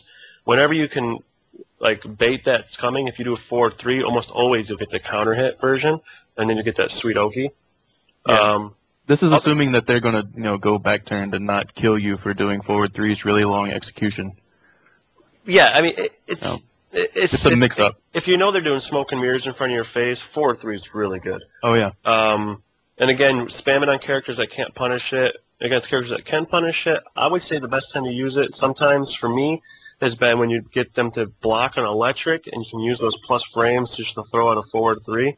Yeah. Sometimes you'll get a counter hit, which is nice, but otherwise use it sparingly because you'll get punished a lot. Yeah. All right, good. Forward 3. So remember, forward 3. Oh, also, anybody who liked to use his punch parry in DR, don't risk it anymore. It sucks. Worst move in the game. Wow. Yeah. Do you know what his punch parry is? I mean, I mentioned it, but you said you haven't really known Mishima since tag. Unless you're talking about the forward 2 punch parry. Yes, that is it. I used to abuse that, especially against Steve in DR. A lot of or Ganryu. I played core in a 1st to 10 a long time ago, and he's gotten a lot better since then. But I used forward 2 a lot against him because it would punch parry his mids, and Ganryu couldn't punish it. And don't try to do that anymore. They took the parry window, which I don't know why, because obviously it was broken, right? They made the parry window almost pretty much adjust frame. Oh, wow. So don't use that. Yeah, I do remember back in the T5 days, because I had a buddy here who played Kazuya, and he loved doing that shit so much, because he just tried to do the little jab pressure on him. He's like, nope, not having it. Get out of here. I used to have a setup where I would do up forward 3 on block, and then a lot of people would try to use a jab to check me afterward, and I would forward through the jab. It's like, oh, I knocked you down anyway. So, but you can't do that anymore. So. All right, good. Yeah, I knew he still had it. I didn't realize they nerfed it. Yeah. Pretty much every move from DR to 6 got pretty much great. It really did. I can't think of one that hasn't. Like down back 4 used to give great plus frames and set up for down forward 2 counter hit. And we haven't even talked about that. And what's safe? Yeah, we haven't even talked about like down forward 2. Like the question I get all day, every day is how do you do counter hit down forward 2 electric? They don't even want to know. They don't even want to know about Kazuya strategies. They just want to know about down forward 2 electric. But like down back 4 used to have a ton of plus frames. Forward 4 used to get better plus frames. You just have to be that much better with Kazuya now than you had to be. Like he was already hard, you already had to be good with him, but now you have to be just that much better. So, if you're going to play him, put in the time, or you're just going to hate yourself. You're going to go to tournaments and you're going to wonder, why do I play this character? Did you want to give a quick know-how of how to do down 4-2 electric, or do you want me to do that? Or do I get tired of getting asked. All right, let me tell the listeners how I learned how to do it. And this is like a 3-step process, okay? First step process, you have to do a 13-frame electric. How do you do that? For me, it was practicing Omen Godfist with Heihachi and Just Frame Skyrocket with Wow. The reason you do those characters is because you have a blue spark to tell you that, oh, I did the fastest possible input, which is forward, down forward, and the button. Forward, neutral, down forward. Yes, forward, neutral, down forward, the button. Okay, so step 1, do that. Step 2 for me was do a juggle with Kazuya just to ensure you're doing a 13-frame electric, which would be electric, electric, forward 2. And if that all hits, that means you did a perfect 13-frame electric, so your recovery is fast enough for the forward 2 to hit. Yep. Okay, so that's the second step. And then the third step would be spend hours of your life in practice mode doing counter hit down forward 2 electric over and over and over and over and over. But don't do that third step without doing the first 2, because you don't even know if you're doing a 13-frame electric. So that's the requirement. So I don't know if that helps anybody out there, but that's how I ever figured out. Well, I like the Omen suggestion, because in order to do those moves, you can't do it down.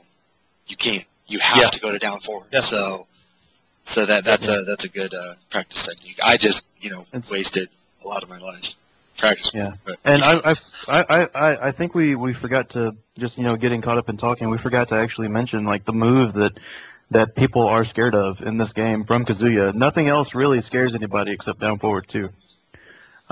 Because it's the properties that it has. It's a 14-frame, tracks both ways mid, and it doesn't have any crush frames or anything like that. But 14 frames for a mid that tracks both ways is wonderful. With beefy damage, with the possibility of more coming with that counter hit. Yeah, what does it do on regular hit? I forget. It does.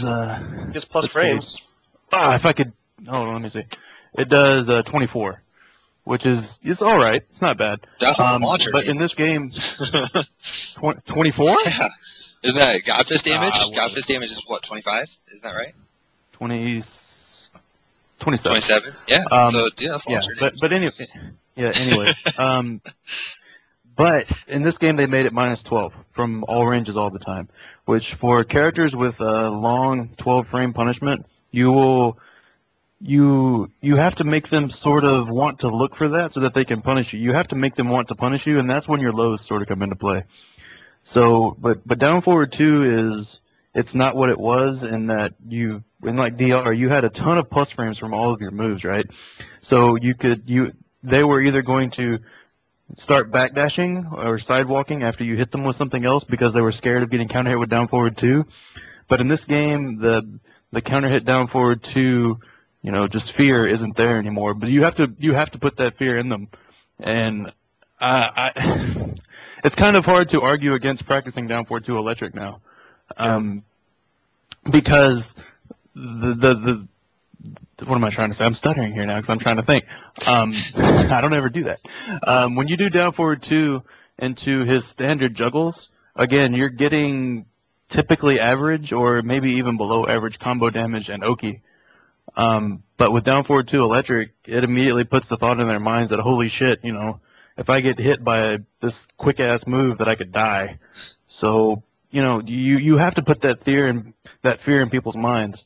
When I came down here and started playing in Florida, I played a tournament against Way Gamble, and he didn't, I knew he knew that I was, all right at the game, but he didn't really, fear what I was doing until I hit him with 2 of those in a row and didn't miss either one of them, and that made him immediately start turtling.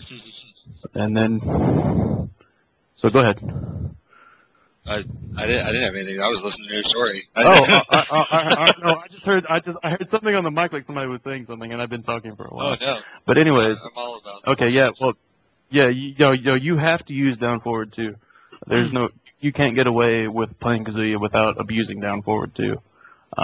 It's not as good as a lot of people think it is, but because of its range has been toned down. It used to be safe in DR if you did it up close, but it's not anymore. So yeah, you really have to abuse down forward too.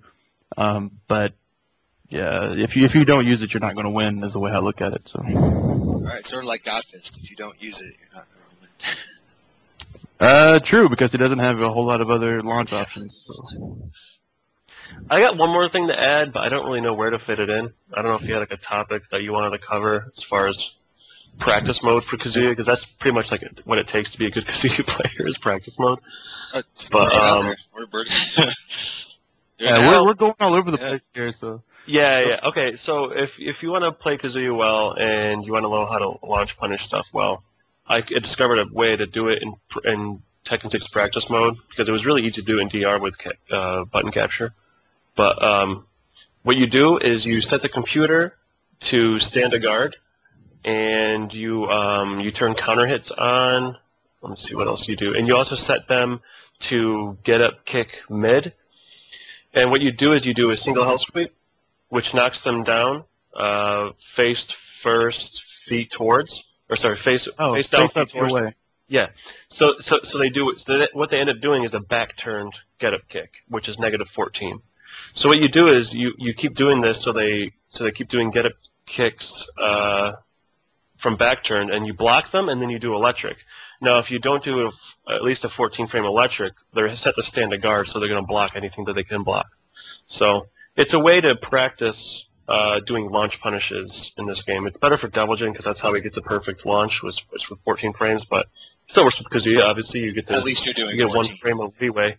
Yeah. So set them so they do get up kick mid. From you have to put the counter hit on so that you actually get that face down, feet towards position. And yeah, so that's it. I didn't really know where to fit that in, but it's something I learned that's really helpful to learn how to launch punish with Mishima. Yeah, you were just talking about another practice option, so now was as good a time as any. Yeah, and also I think it's absolutely mandatory that you learn how to do misstep cancel electrics with Kazuya, because it takes a little bit of your execution. Even though a lot of people will say it's either harder or easier depending on the person. If like you were just saying a second ago, Devil Jin has to have 14 frames to get his electric. Well, if you learn to do forward neutral down forward 2 as your standard electric with Kazuya, then you have a 1 frame little leeway where the other Mishimas don't to punish -14. So I've talked to Ben about this, and I think that it actually makes Kazuya a little bit more practical to go for -14 once you've learned forward neutral down forward 2 as your electric. So it does become a little bit more practical than other Mishimas, which is a good thing. Yeah. But you have to sit there in practice mode and mash that out a million times to get your 13 frame electric down. Well, that's what I was saying. If you practice the Omen God Fist or the Dust Frame Skyrocket, right, exactly, you at least have a visual way to confirm, like, okay, I'm making progress. Yeah, when I first started playing in tag, and I was a Mishima player as was everyone else, but I didn't actually like Kazuya very much. I preferred Devil because I thought Devil was he wasn't cool. flashy. Yeah.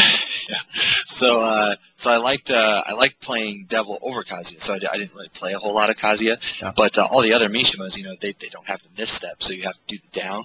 And for whatever reason, whenever I transfer that over to Kazuya, I find that. At first, I didn't even realize that I didn't have to do a down, and then a buddy of mine told me, he's like, dude, you know that you can just go straight to down forward, you don't have to do down. I was like, what? And then it was like 10 times easier. So for whatever reason, the transition was easier because I started doing the down first. I was like, I can ignore an input. That is fucking busted. And that was, it was amazing. It's not as busted. It's not that. No. But I was like at the time, Yeah. you know, I was like, wow, that is so when much you first fucking hear it. easier. Oh my god. Oh yeah. It makes it more consistent. Yeah. And also, if you make that your standard win guide, is to just do forward, neutral, down, forward, 2. What's your and while if you do that while you're in a match, and that's your win guide, then what you're doing in essence is you're already practicing for down, forward, 2 electric, because you're doing one of the steps that Mark said a minute ago is practicing that 13 frame electric. So if you practice it while you're playing, then you're going to get faster. You're going to get better at doing it, and you're already knocking out one of the steps. Absolutely. Oh, there is one other thing that we should mention, because I don't think we did. We mentioned while standing cancels. For those who aren't aware, that takes practice as well. I mean, that's a timing thing as well, to hit the back neutral, and because it's much like a God Fist in that the inputs are supposed to be instant, one after another, but not simultaneous. And that took me forever to get down when I first. To do like crouch dash while rising 1, you mean? Yeah. Well, that or any other while standing move. Well, I guess you don't do a cancel in order to do like a while standing 4 out of crouch dash. Yeah, you can pretty much just let the stick go, or the pad, let the pad go or the stick, whatever direction. And as long as you've got that crouch dash in there, then just let it go and hit 4, and you'll be fine. It's not easy by comparison to other characters. Did it change at all now? Because you used to have to hit back neutral or up back neutral to cancel the crouch dash into the while standing move. Because there's some while standing moves that you don't have to do that. You can just let the stick go and you'll get a while standing move. But like the instant crouch. Well, while rising 4 and while standing 4 and while rising 3 are the only 2 that immediately come to mind. Yeah, because those you don't need cancels. Right. Well, I think that's because there's no other moves that come out of while standing that have those inputs. But there's other punch moves that can come out of while standing, you're mixing up while standing with crouch dash. So you have to specify by doing. For me, it's back plus the input. So if I want to do a TP out of wave dash twin pistons, I'll do a wave dash. You have to get the timing of when you hit back, but it's back plus 1, 2. For me, there's no neutral. There's a neutral before you hit back, so it's crouch dash neutral back back plus 1 or 1. See, I always thought of it as the one right after the other inputs. I don't know what they're called, but like when you write it down, it's got the squigglies. Just immediate. Just means immediate press. Back neutral to whatever your input is. That's how I always did it. But I mean, it's useful to not just with Kazuya, but if you plan on playing any Mishima, because both of the Jins have the while standing 2. I don't think you can do while standing 2 with Heihachi, but I don't know why. Why? Out of wave dash. Yeah, I don't think he has one that's viable, but I mean, while standing 2 with the Jins are very important. So. Yeah, it's very, very good. People are listening and might not know exactly what we're talking about. So just to lay it out flat, the way that you really do it is you do a crouch dash, and you don't want to hit forward at the end of your crouch dash as if you're going into another wave dash. You want to do forward, neutral, down, down, forward, and then practice the timing and immediately hit back and either 1 or back and 2, depending on which move you're wanting to get out. So say I wanted to wave dash into Kazuya's twin pistons. You want to do, wave dash, wave dash, wave dash. On your last wave dash, make sure that you don't tap forward again, or else he's going to stand up. So you do forward, neutral, down, down, forward, and immediately back 1 and then 2. That's how you get crouch dash twin pistons. And that's and it's important to for those characters or for those players that are trying to pick him up or Jin, because that's your mid-launch option. So if you're going if you're going to have that legit 50-50 mix-up out of wave dash, you have to know how to do it. Because he also has 4-4-3, but that's I guess besides the point. Yeah, 4-4-3 is good. We leave a lot of we've left a lot of moves out just because there's so much that comes into learning Kazuya. But 4-4-3 is really good, and you can wave dash into that much easier than for sure. Or 4-4-2. I mean, I noticed that people like Ryan Hart do that I mean, he has execution to do twin pistons out of wave dash, but sometimes he doesn't even want to put himself through that. He'll just do a wave dash and the forward too. It's a lot easier. Yeah. Yeah. I guess in tag there was less risk to doing. Right. Even it might have been harder in tag, but it was less risk. Yeah. So. Cool. Well, that's anything else? He looks cool. He looks cool. Yes, he does look cool. He looks cool. Dude, everybody loves the electricity. Everyone.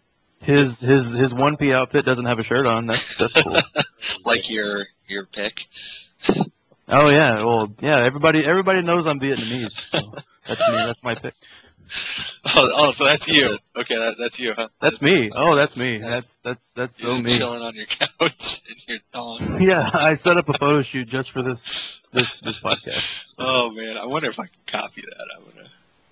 Hey, I go for it. Everybody knows me, so they've all seen it before. So yeah, it's not letting me. just do a screen capture. Oh, and I'll have both of yours on there. There you go. We're doing it right now. Print screen. There we go. Screen cap. There you go. Nice. There you go. Hilarious. Okay, so we've covered Kazuya pretty well, I think. So I kind of a more generalized question that I like to end with. So where do you think he stacks up against the rest of the cast? Do you put him like right there in the middle, or you think maybe he's a little higher than that? Where do you guys put him? Take it away, Mark. Is this one of those theoretical questions? Just straight there. I mean, if you the last take out human error, take out human input error. Because like if you talk to Ling Massacre, he doesn't even like tier lists at all, and I know there's a lot of people out there that just ignore them, and I agree. I mean, they're just discussion topics, but people like to have their tiers, so I like to discuss them. Well, if you took out input error, I would say he's above average. I would say he's probably top 5 to top 10 if you take out input error. But you can't be a brick wall when you play Tekken. That's not how it works. You can't block everything and punish it perfectly and break every throw. So, I don't know. Yeah, I don't know. I would say he's a normal, like...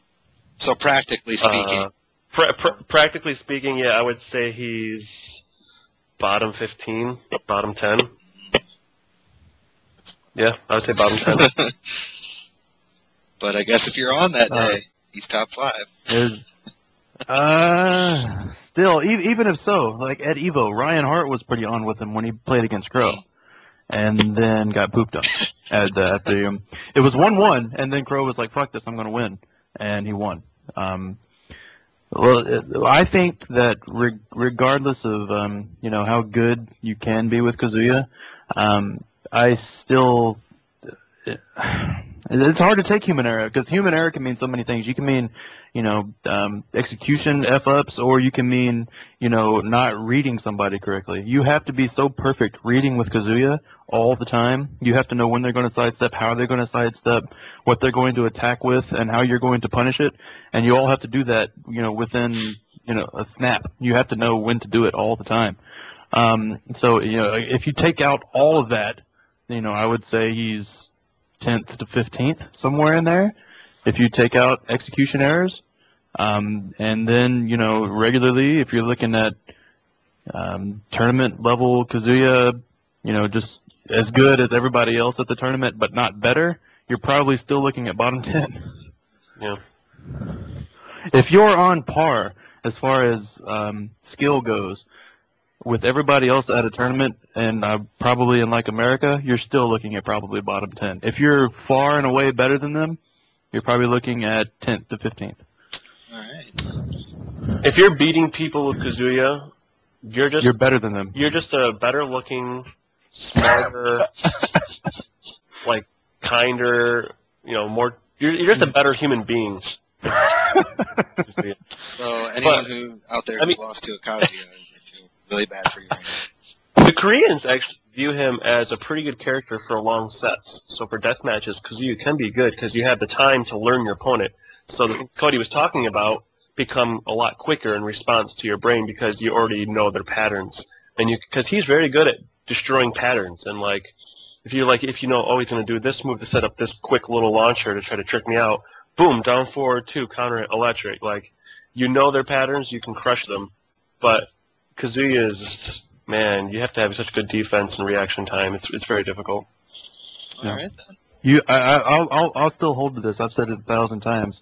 If you know every matchup in the game inside and out, you're going to win with Kazuya.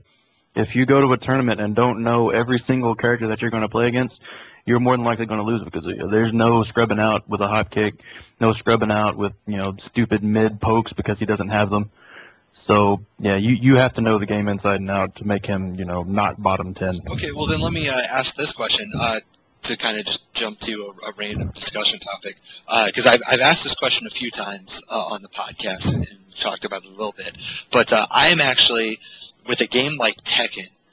Because there's so much involved with every character, I'm not a huge fan of like the Marvel-esque type character select screen, where you have 60 characters in a game. I just don't think Tekken was built for that. So because since you're a Kazuya player, you both are Kazuya players, and you know that matchups are so important, and knowing those matchups is so important, do you like bigger cast lists, or do you like a smaller cast?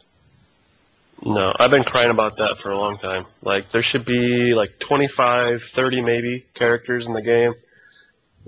Tekken, you're right, is not built to have this many characters because it just makes people so much more, overwhelmed when they even want to consider playing Tekken. When they see how intense and, in-depth everything can get and how many moves and how many damn strings you have to learn to be able to beat characters, it's just my head hurts. I can't remember all this information.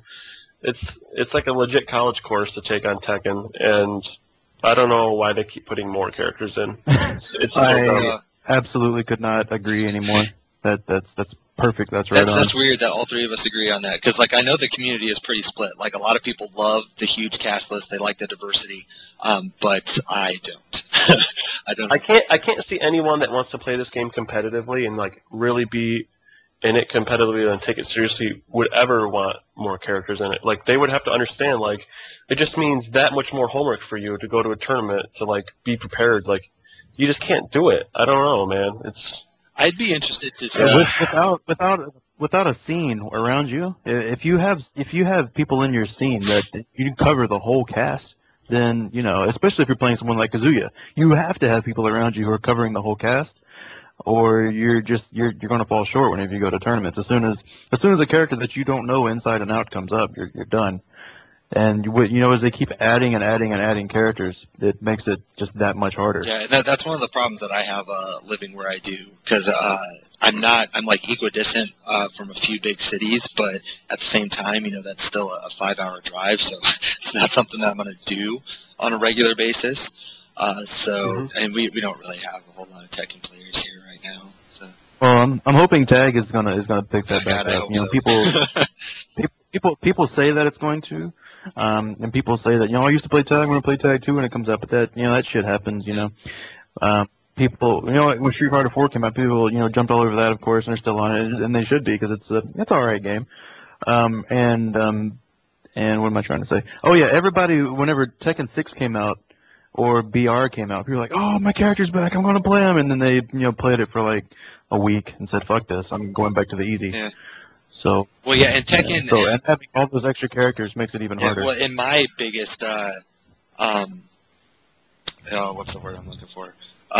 My biggest concern. Penis. Yeah, my biggest penis concern is that when Tekken Tag 2 comes out, you're going to have all these old school players who are going to come back who didn't really play. Maybe they played T5 a little bit, but they never didn't really touch T6, and they're going to jump into Tag 2 thinking that it plays like Tag 1, but in reality it plays like Tag 6 with a second character. So it's the movement is different. Walls are there. That's a big deal. So I have a feeling that a lot of those old school players are going to touch it and they'll be like, "Oh, this is gross," and then they're going to walk away. Yep. So because I just know that's what's going to happen here because we have a few old school tag players that don't play anymore, and I think they're going to give it a shot for Tag 2, but I think they're going to hate it. Yeah, well, if we hang on to 1/5 of the tag players that say they're going to come back and playing, then the American scene is going to at least double. Well, I was really surprised at NEC at how many Tekken players there were. I was shocked. I was like, wow, that is a really big turnout. Yeah, it's come down to all the bosses, man. Like nobody, there was, that of course there's going to be, some, if you want to call them quote bad players there, but like Tekken majors are so few and far in between now that everybody's like saving their money to go to the big ones, which is really cool because it brings out a lot of the best players, but you don't really get like coast to coast stuff unless you go to Evo, but then even then like East Coast half the time doesn't go to Evo because it's so damn far away. But something like Street Fighter, because the money's there, and the hype is there, people will travel everywhere to play it. Or Marvel, yeah, same thing. I equate one and the two. Man, well, I think that's one of the reasons that they, a long time ago that they made the decision to move Evo to Vegas, because so many big cities have special deals to get you to Vegas. So try to make it easier that way. But I remember we've said it a few times on this podcast. There's a guy from Wisconsin. I don't know if you guys ever heard of him, but his name's Mystic Bill. He's been on the forum. Oh yeah. But he every time we play, and he comes to a lot of the Iowa stuff, and we try to help and go to the Wisconsin stuff as well.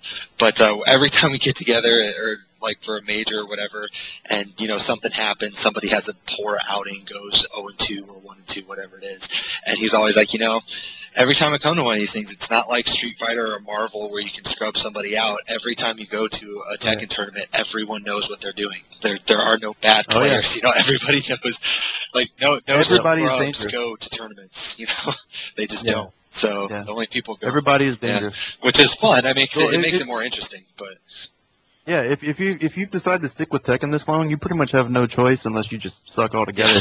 You pretty much have no choice other than to get better, because you're just going to naturally get better. You don't even realize that you're doing it because you're just absorbing information while you're playing. Whereas like something like Street Fighter or Marvel, of course new stuff is always still discovered. And I'm not trying to shit on their metagame or whatever, but there's really not a whole lot of stuff that gets discovered, and the variables are all figured out. They're right here in this little like Ultimate Marvel 3, strategy guide. So all the moves are there, all the frame data is there, and with Tekken you have to, you have to study, and with those games the studying just isn't there outside of just straight playing. I don't know if they did the same thing for T6 that they did with T5, but I remember when the T5 strategy guide came out, a lot of the it was Brady Games, I think, that did it, and they got a lot of the TZ guys. Like I know Markman wrote. I think Castell did the combos. Yeah, Castell did some of them. But, they had, in-depth strategy guides for each character, and it was a lot of the SoCal guys that wrote all those up. And, at the time, it was pretty good. These are players that know what they're doing, so the opinions were for the most part valid. But then, 6 months down the road, you look back and you read on it, and you're like, wow, that's completely wrong. That character works completely different. But yeah, they found Steve sidestep 311 and the whole game thing. Yeah, pretty much. Mm-hmm. But I don't ever really notice that with a Street Fighter or Marvel. They discover stuff, but it's not like the character. It's more of a system-based discovery rather than character-specific stuff. So, but yeah, yep. Well, that's because I think Tekken games are play tested a lot longer than something like Street Fighter or Marvel, where you get all these iterations of the games. There was Street Fighter 4, vanilla, and then there was, Super, and then there was Super Arcade Edition, and now they're coming out with 2012. It's like, they just keep patching it, and they think that that's okay. I was playing Street Fighter somewhat competitively, back in vanilla when I lived in Tennessee, and then people stopped playing with me, and I don't know why. I stopped getting invited to stuff, and I don't know why. I think it's because I was smell bad. That, and I always like to lay around on the couch in my underwear. And your penis is too big. Yeah, that too. All penis concerns. And yeah, but I don't know. People don't. If it seems a lot of times, in the Street Fighter community, if you beat somebody, they don't want to play with you anymore. But in Tekken, it's a challenge to beat somebody because you have to overcome a lot more than in Street Fighter. You can just push stuff a lot of times in Street Fighter, and the properties of the moves will win for you, but that's not going to happen in Tekken. So, overcome. Anyway, yeah, I don't mind the whole patching thing. What really pisses me off is the fact that they repackage it and then resell it. It's like, really, if you're going to patch it, give it to me for free. if you want to do a special edition thing, that's fine, where you can get a booklet and some fucking, you know, artwork, whatever. But I mean, I should get the game for free. Yeah. Uh-oh. Oh, what's that? That's my alarm. That was awesome. That's telling us we're running out of time. Yeah, the lab is burning down. So, okay, so I don't know how much of these podcasts you guys listen to, but we usually end with a little special segment where essentially you just get to rant. I'm just gonna let you rant about whatever you want. So, if you guys want to do a dual rant and rant at the same time and see whose rant is the strongest, yeah. And we'll do that. Yeah. If you want to do one at a time, that's fine. So it's very So similar. we're just gonna talk about what we hate. Yeah, it's very similar to Eris's thing where you have somebody call it a bitch. Gotta call somebody but you a don't bitch. have to do that if you don't want to. You can, but it's just anything that pisses you off. It doesn't even have to be about gaming if you don't want it to be. Okay. Anything that's just like Mark, pissing you off, just tell the world and let everybody know. So Mark's picture here on Skype is pissing me off. Did it show up? No, it still hasn't shown up. That's why it's pissing me off. Oh, you're just seeing my classy suit picture. Anyway, I got a screen go ahead. cap, so we'll put that up. So you can see Okay. I'll be anxious until then. All right. Mark, go ahead. I guess anything you want to rant. Oh man, this is tough for me. I don't have much. How do you not have much? You're only a man. He's only an asshole in person. When you're talking to him on the phone or online, he's perfectly cool, but in person, he's just screaming and shit. And I am a little hyped. I wish more of my friends played StarCraft 2. Oh, wow. I guess that's my biggest complaint. It's the best game in the world, and not enough people are playing it. Well, there's millions of people out there that are playing it. I gotta get more StarCraft friends. I think. I actually I played. I was pretty hardcore in StarCraft 2 when it first came out, and then I put it down a little bit, and I picked it up again a couple months ago because I have a buddy. Let's play. we can if you want to. I had a buddy who's in Masters League, so whenever I wanted to practice, I just practice against him and get my get completely blown up. But because I don't pretend to be good at the game, but I enjoyed it. Right now though, I'm on a Skyrim kick. That game just hooked me. So. Yeah, I just beat that. It's a pretty good game. But I mean, I beat it, but I didn't really beat it because you can't really beat it. Yeah, you just keep doing shit until you're bored. But I love. So that's why I'm angry. StarCraft 2 players. Yeah. Cody? I guess anything that I say is going to pale in comparison to that because I typically have something random to say after that, after like other random shit, but I can't beat that. You can tell it's a joke. We used to have a dead baby joke segment at the end of our podcast, and then Dan had to step away. What the fuck? Because, is that why you fired him? No. No, that's why I hired him. Was for that. All of the best jokes we ever had came from him. I wish that I was as creative as him. Like, we had one segment, one of the very earliest episodes, because, I don't know if you guys do this where you are, but, when you say 1 + 2 or 2 + 3 when you're doing Tekken inputs, well, you just add them and say 1 + 2 = 3, right? Well, no, what we do is we just say it. So, like, if it's 1 + 2, we just say 12. It's a very Midwest thing. Like, we say 23 or 24, whatever it is. Well, he took it one step further, and instead of doing 12, 23, whatever, he would say famous athletes' names who wore that. What the fuck? So, like, 12 is Tom Brady. 23 is Michael Jordan. What was another one? 34 is Herschel Walker. And it was crazy. And then at the end of one of our segments, he was like, "Okay, I got something special for you." And he had written down a bunch of athletes who had numbers, and he did it to Rolling Death Cradle. So you had all of the inputs, but it was in famous athletes' names. So you did the rolling cradle of gay sex in It was quite possibly the most impressive thing I've ever heard in my life. But that's awesome. I'm gonna take over Cody's segment spot and say that my penis is so big there's still snow on it in summertime. Oh, okay. Okay. All right. There you go. There's a There you dick go. joke. We got a rant. We got a dick joke. We got discuss. No. My dick is so big. There was once a movie called Godzilla vs. My Dick. That was You're that was retarded. bad. That's pretty bad. Speaking of, have you seen like Sharkzilla? Or the Sharktopus? Oh, They I made know a what you're movie. talking about. It's like a. That's so awesome.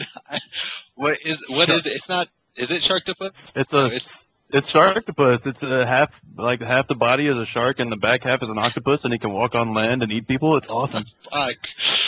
You gotta best thing ever. Okay, but if I had to rant something, getting away from penis jokes or whatever. I'm sorry, I don't tend to get away from penis that often.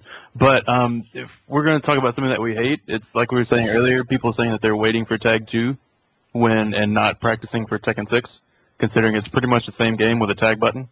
Yep. So anybody out there who's listening right now that says I'm just going to wait for Tag 2, I'm mentally preparing or whatever, you're full of shit. Yep.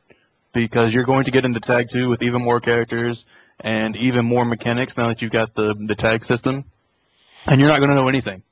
And you're going to have over 40 characters plus a tag system. You're going to have to learn 2 characters instead of learning 1. So jump in, play Tekken 6, or shut the fuck up. Word. That's pretty much. No, great, and I'm very much on board with that too, because I actually had to do that with Tekken 5, because I knew that they were changing the system from Tekken 4, obviously, but I hated Tekken 4, so I didn't play very much of it. But as soon as they, said, okay, here comes T5, I was like, all right, time to train Tekken 4. Because I was going to play Law, and, they changed, with the DSS cancels, they completely changed the way he worked from tag. So I was like, okay, I gotta pick this up. I gotta learn. And now that's gone. Is it gone? Which is awesome. Oh, yeah, no automatic DSS anymore. Oh, yeah, Tekken. no automatic. Well, yeah, no auto parry, yeah, and that's fine. Yeah, exactly. I know that That's what I rip, meant. and, kind of butthurt about it because, it doesn't bail you out, but I don't care. Yeah, you don't need that. Moves, you don't need like 2 Steves in the game. They can immediately go into a flicker. Yeah, he didn't need it. This shit's minus 14. Wait, no, it's plus 5, isn't it? But Fucking stupid. cool. Well, that's man, that was long. We got a lot of fucking stuff thrown in there. So if anybody bitches about this podcast, stop listening. It's pretty much that. That's I don't want you as a listener. If you didn't enjoy this podcast, I don't want you as part of my team. Awesome. Well, Mark and I aim to please. So. Yeah. Oh man, I cannot wait to put these pictures up when I post the podcast. But okay, well, that's all I got. That's always the end of the podcast. So, any parting words before we shut it down? Oh, let me explain my picture. The reason I chose mine real quick. I used to be I was young and dumb and needed the money. So when I first got into not the street corner story.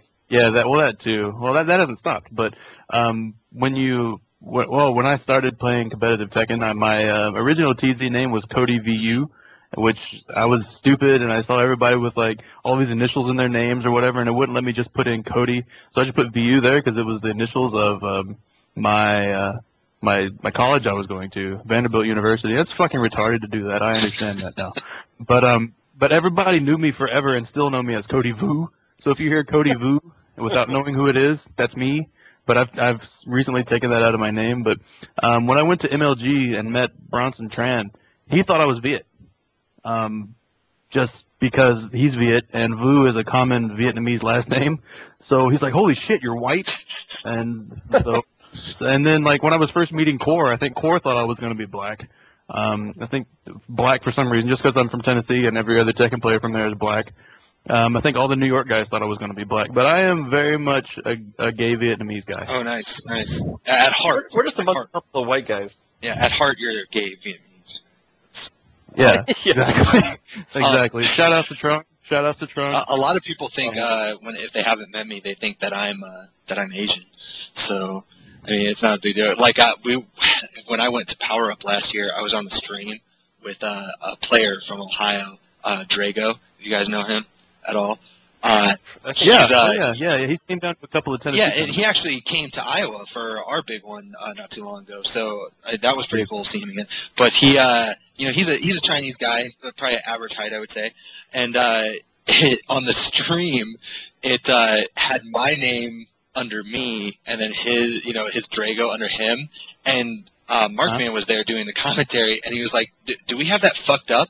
The tall white guy has the Chinese name, and then the Chinese dude has the name of the Russian from Rocky. Ivan Drago. Are you sure that's right? Double check that." And it's like, yeah, that's right. That's funny. Yeah, that's a fuck up. But anyway, okay, cool. Change your name right now. What? No, we're all just a bunch of white guys. Sorry to disappoint TZ community. Everybody thinks I'm black on the inside, but it's a gay Vietnamese guy just trying to get in or out or whatever. No, stop it. Everybody, stop. Drop the damn VU. No more VU. Right. Like, even if my name is written without the VU on the end of my name on streams or whatever, fucking Filthy Rich will still go, VU. Like, fucking stop. It sounds retarded. Yeah, you can't have something for 7 years and then ever lose it, I guess. No. Things from your college past always haunt you. So that's right.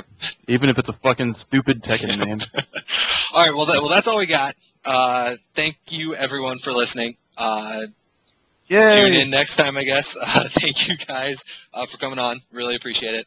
I've been wanting to get Kazuya done for a while because, I just have. He's a cool character. So. Yeah, he doesn't suck. Play him in Tag 2. He won't suck there. All right, well, thanks everyone for listening, and we will see you next time.